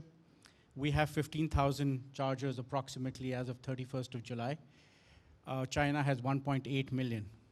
And we need public chargers. Mm-hmm. We do not have space in India. We live in small homes. 900 million Indians live in two-bedroom homes or less, one or two-bedroom homes. They don't have parking spaces. Right. So we need parking. We need public charging infrastructure. We need to have the ability to charge our vehicles when we go shopping, when we go to work, etc. And until that comes into play, I think that will be a bigger hurdle in my mind than cost. This brings me to my next question. Jyoti ji, you are selling one of the most premium cars in the country available right now. Do you think that not having public infrastructure for charging is a challenge for you too? Your customer also, they would be traveling to Leh someday, and they might be traveling to Karol Bagh one day. No, I think as we just heard, I think if you were to buy only one car in the family, then today EV is not the choice. I think that's very clear, even for luxury segment. Why I said different segments will adopt different because of these challenges. So in our segment, our data shows that a customer, being a privileged customer, owns close to 3 cars on an average, and they have a backup car. If you really have to go long distance, there is another car to fall back upon. But I think when it comes to city driving, or even medium distance driving, we have cars which can go almost like 500 plus kilometers in one charge, which means someone can actually go from here to Chandigarh and back without actually requiring a charging. So people are getting more and more confident about that. So I think for us the solution is, instead of depending on a public charging, it's a home charging solution. As I said, I think in our case, our customers have, I think, as I said, they are privileged. They have a parking space dedicated to them. They can put a charger. In fact, they can put one charger at home and one charger at their workspace. So I think they are very sorted. And what we have seen the trend, initially when customers come and buy a luxury car, especially in our segment, they are also skeptical in the beginning. Yeah. That can I go long distance? What will happen to my charging? But some of them have actually ventured out, and they have found that there are solutions available. Yes, and then yes, they start going longer distances. I see it in our office parking as well. There are so many, I think Hyundai is there, a few Volvos also. I get jealous more so often. look up, once you will drive from one day, you will try to go from here to Chandigarh. Next time you will have, okay, I think there are solutions. I've seen, I actually did it. Now let me go all the way to Amritsar also. So people start to sort of, because see, end of the day, it's a big change. We are all used to driving IC engine cars, I think as a society for 100 years in India, I think last 20 years, is all ICE cars. Electric is a different habit. Human habits are not easy to change. Yeah. And I think the anxieties that we hear about is about that change more than the infrastructure. I think infrastructure will follow. We have seen the same things were being talked about 20 years back when the mobile phones were coming. From where the towers will come, India doesn't have space for putting towers, and we will not get enough towers. But see, India is a country of million problems, million solutions. Right. है ना, जितनी problem होती है solution निकाल लेते हैं हम लोग, तो सोल्यूशन आ रहे हैं. और जो चार्जर्स का जो पेस है इज़ अमेजिंग. मतलब मैं किसी भी अभी अगर यहाँ भी बात करेंगे, कभी भी सोशल में जाता हूँ नेटवर्क में, everybody saying from in the business community the biggest opportunity is right now to become a charging point operator and set up more and more chargers. That's a big business proposition, and people are coming forward. I think obviously government is also doing a lot, and I see. I think I've made a mental there note of will be an this. inflection point, Yeah. and it is very near. And I think we better be prepared for the inflection point. We can't take decisions when the inflection point is achieved. Let's do it earlier. No, as the business head for DNA, I've made a mental note that we have to venture into this business also. Quickly, my team is just telling me in the earpiece that we are running out of time. और आपके बहुत सारे सवाल आ रहे हैं sir. मैं आपको 2 सवाल बहुत इंटरेस्टिंग है पूछना चाहता हूँ. बलेनो और ऑल्टो ईवी में आएंगे कि नहीं? एंड इन्होंने अपना नाम भी लिखा है, तरुण नाम है इनका, राजेंद्र नगर दिल्ली से. प्लीज बता दीजिए. I'll have to give that a pass. You can understand that obviously we do not give a future guidance on our products in the future. Right. But we'll be coming up with very exciting products across different customer segments. But what those products will be, you'll have to wait. Maruti is the biggest automobile passenger vehicle company in the country. So we are aware of what Indians expect of us. Right. So we hope we will provide exciting and really customer-friendly products. So you just have to wait a little bit, and we are confident we'll be able to meet your expectations. Jaideep जी, ये सवाल आपसे लिया जा सकता है. She's asking, ये लंबा क्यों नहीं चलती है? Mileage is a problem in our country, and where we do not have public charging stations, why the range is not solved yet? Is that a problem already with EV, or we have already bypassed it, like it's not anymore a problem, the range of the batteries? I think Mr. Malhotra mentioned that the cars that they make are already getting to a range of 500 kilometers. Even smaller vehicles are getting to ranges of 300 kilometers or so. If you actually think about it, most people don't drive 300 kilometers a day. Mhm. There's hardly anyone who will drive that much. Most people will drive 70, 80 kilometers a day. Scooters drive 40 kilometers a day. So range is not actually a problem, and range has a very simple solution. It's money. You put a bigger battery, you get a bigger range. There's no technology behind it. So sir, quick comments before वो लोग यहाँ पर आके हमें नीचे उतार दें. Quick comments.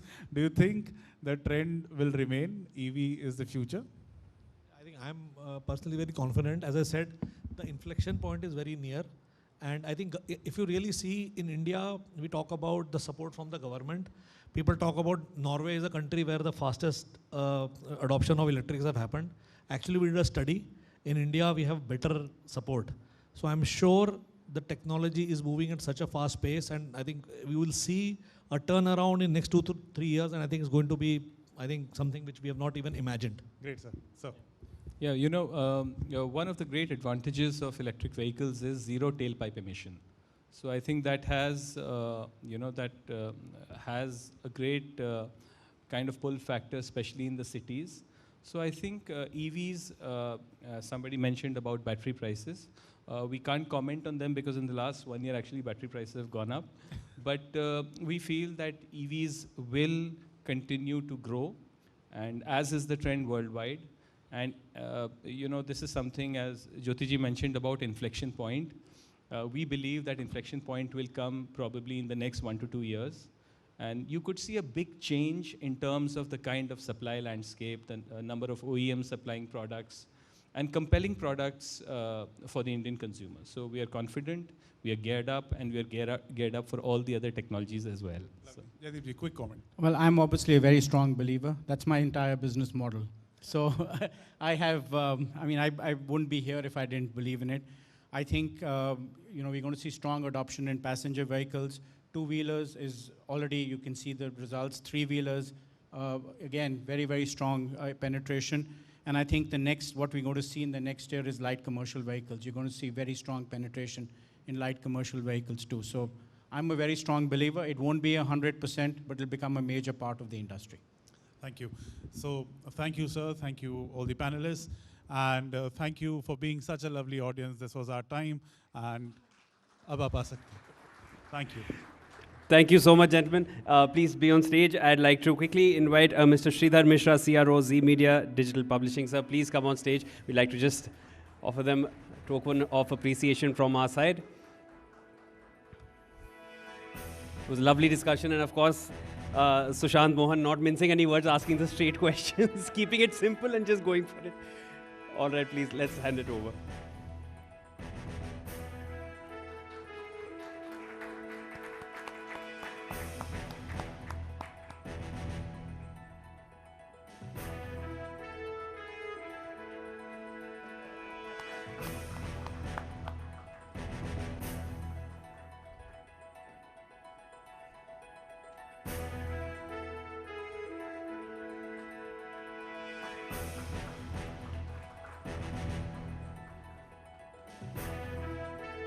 Thank you so much for making time for the event and sharing all your insights. That was Mr. Jyoti Malhotra, Mr. Jaideep Bajpa, Mr. Akash Kant, and of course Mr. Sushant Mohan sharing their insights on this. All right, now we'd like to begin with the awards, and I would just once again like to thank our partners for the event: financial partner Tata Capital, insurance partner Tata AIG, tourism partner Thailand Tourism for joining in and of course making this evening possible. Okay, so we'll start. Of course, I'll request Miss Mona Jain. Ma'am, please come on stage, and we'd like you to hand out the awards as we go with them and start handing them out to us. And Mr. Madhusoman, sir, we need you on stage now. It's incomplete without you being here. Done. I'll hear for that in office later. All right. So we'll start off with the first award, the Facelift of the Year Mass Market. That's the category, and the award goes to Tata Nexon.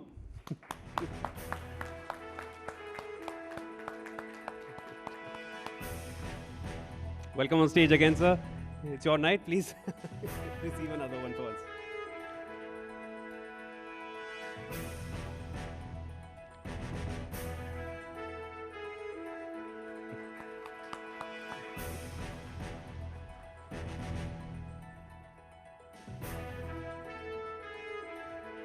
Thank you so much. The next category is Design of the Year, four-wheeler, and the award goes to Hyundai Verna.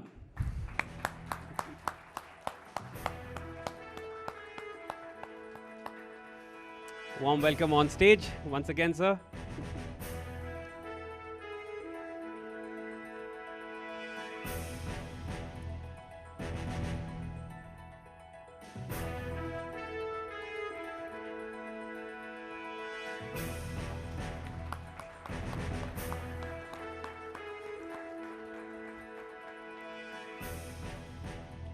Thank you so much, gentlemen.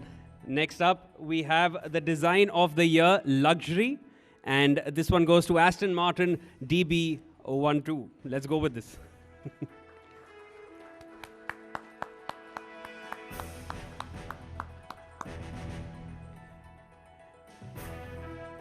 All right, we'll move further from here. We'll have somebody receive this one soon. Next up, we have the SUV of the Year award, and this one goes to Maruti Suzuki Jimny. Let's go.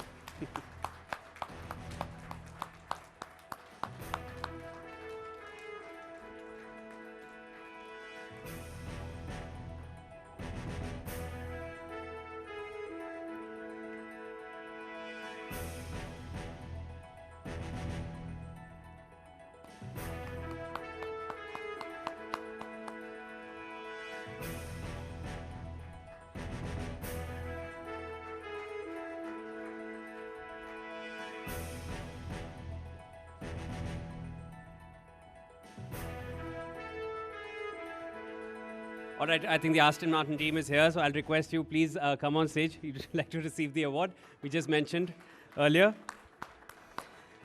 I'd like to repeat, that was the Design of the Year award for luxury that goes to Aston Martin.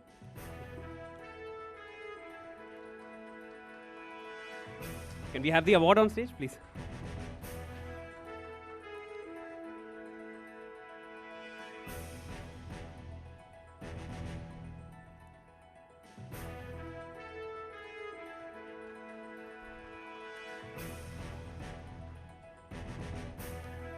All right.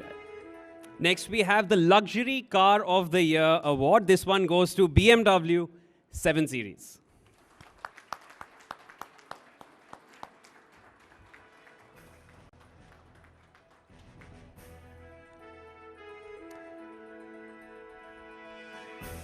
Welcome on stage, sir. Congratulations.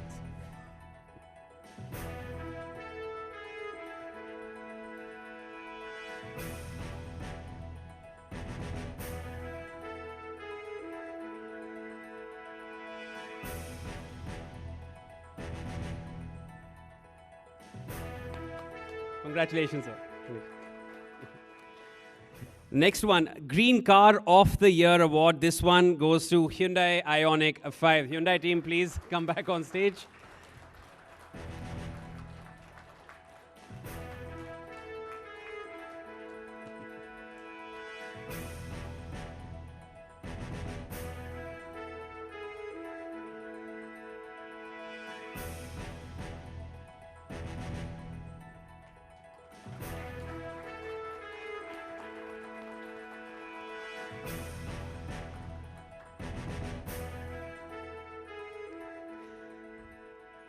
All right, next we have the Luxury Electric Car of the Year award. This one goes to BMW i7. The BMW team, please come back on stage. You're sitting a bit far.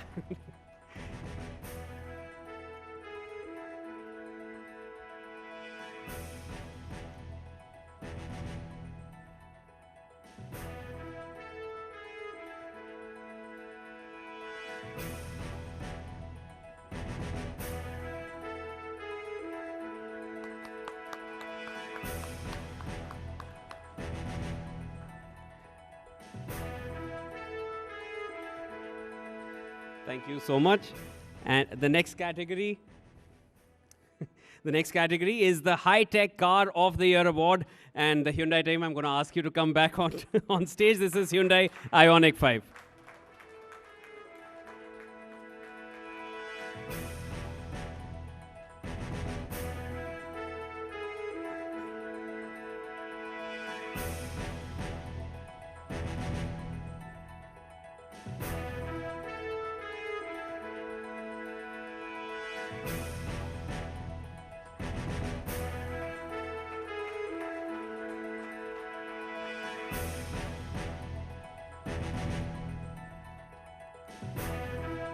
Thank you so much, gentlemen.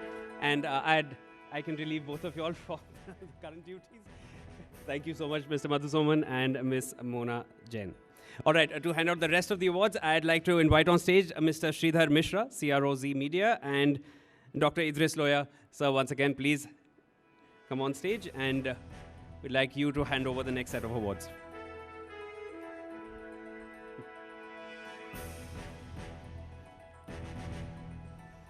All right, so the next category that we're giving out the award for is the Most Trusted Brand of the Year, four-wheeler. And this one, this one goes to Hyundai again. Please come on stage.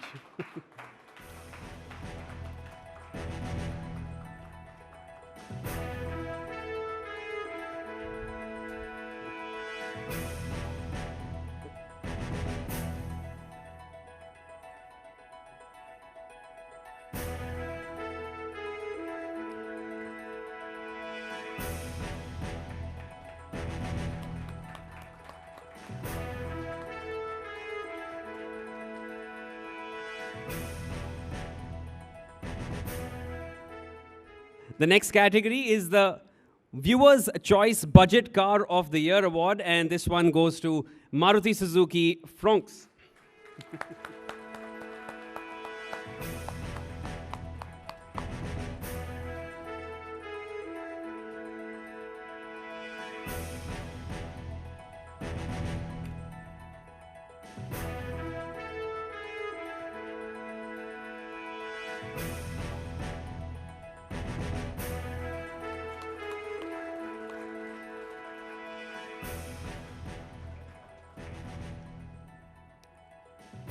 Congratulations, sir.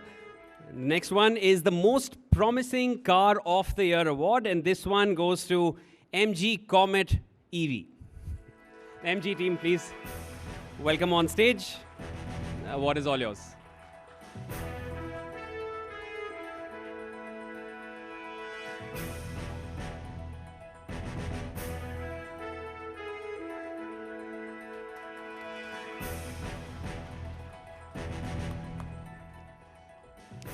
The next award is for the Budget Motorcycle of the Year award, and this one goes to Honda Shine 100.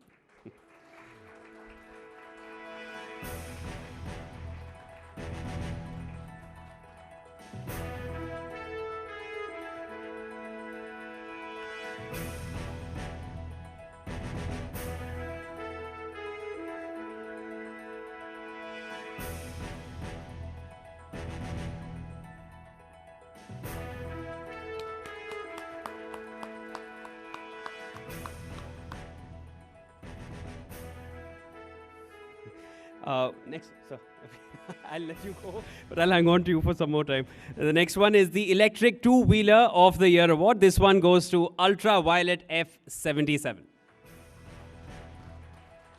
We have the Ultraviolet team here on stage.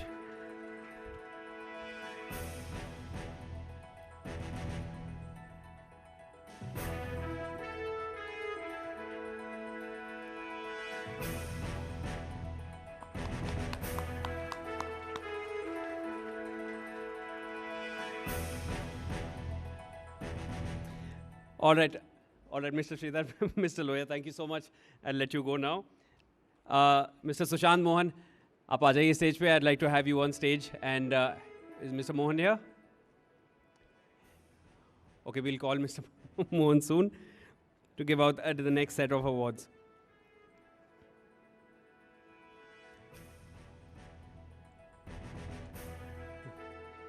Probably gone out for a... Sir, aa jao. I would ask where you were, but please, happy to have you back.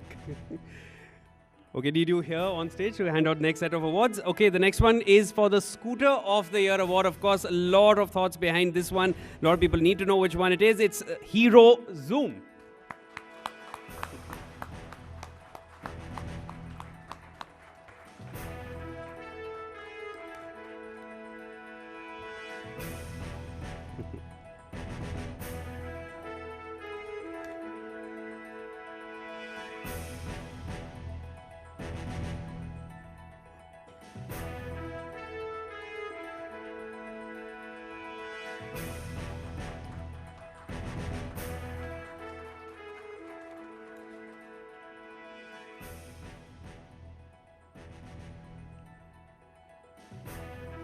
It's the Scooter of the Year award, of course. This is something which is, it's a very important one. A lot of people bank on which is the best one to go for, and now you have the answer. Next award is the Premium Motorcycle of the Year award, another coveted title, and of course this one goes to KTM Duke 390.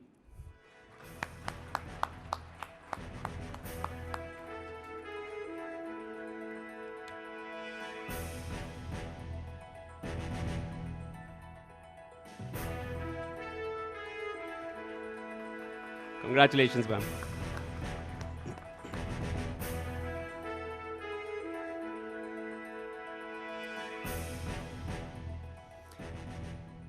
Next, we have the Most Trusted Brand of the Year, two-wheelers. And this one goes to TVS Motor Company.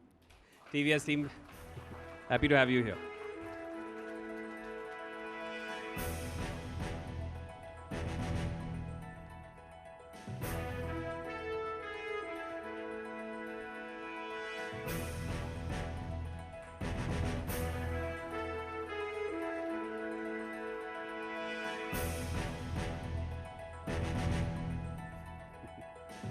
Thank you so much, sir. For the next one, I'd also like to invite on stage Mr. Dileep Chenoy. Sir, please come back on stage. We need you here to hand out this next award and the remaining awards.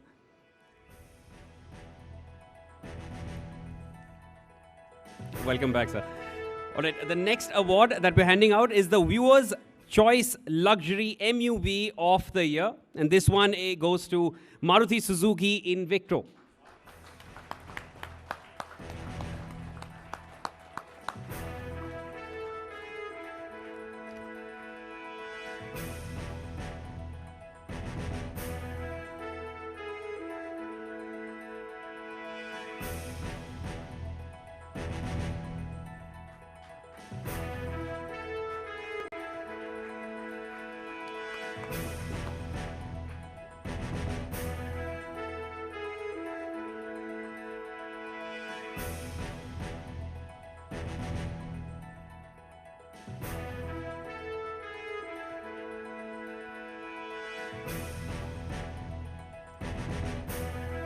All right, and now we're going to announce the biggest award for the evening. It's the final one. We've kept it for the last. This is the Car of the Year award. And this one goes to Hyundai Extra. Thank you so much. And please come on stage once again.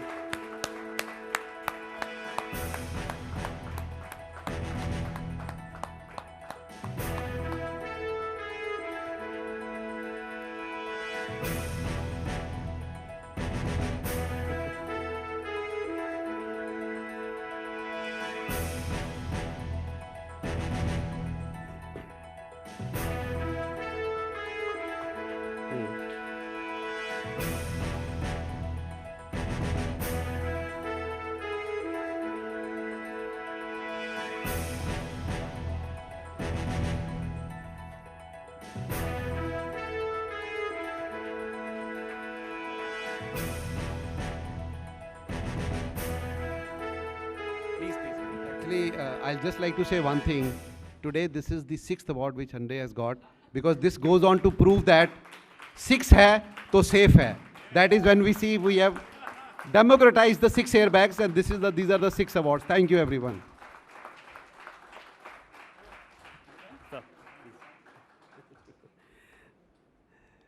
Big congratulations to the entire Hyundai team. Of course, it's aptly summed up by Mr. Anand, and thank you so much, Mr. Mohan and Mr. Chenoy, for being on stage with us. Now, we have one more surprise for you before we wrap up the evening. Just wait for it now.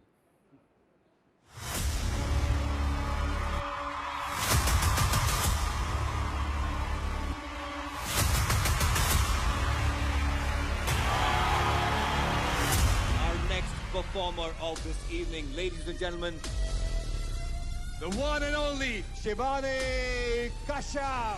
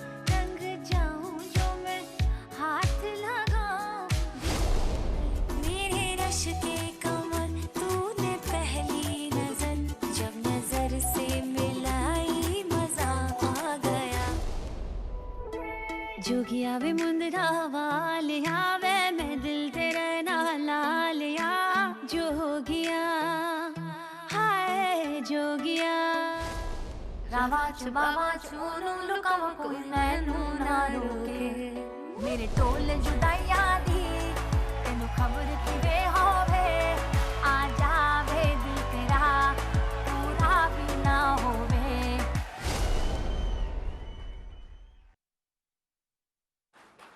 Loud round of applause.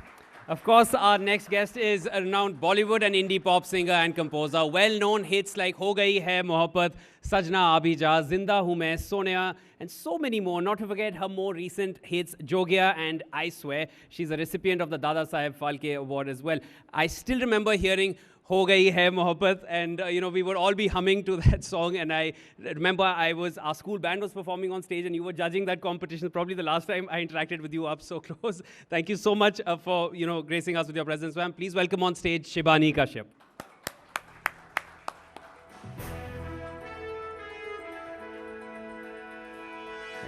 I'd also like to, ma'am, please be on stage. I'd also like to invite Mr. Rohit Watts on stage to please have this conversation with Ms. Kashyap.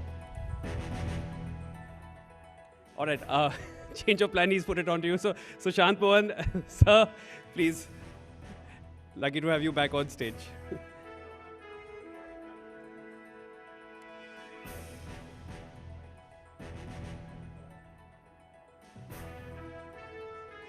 Can we have another mic here, please?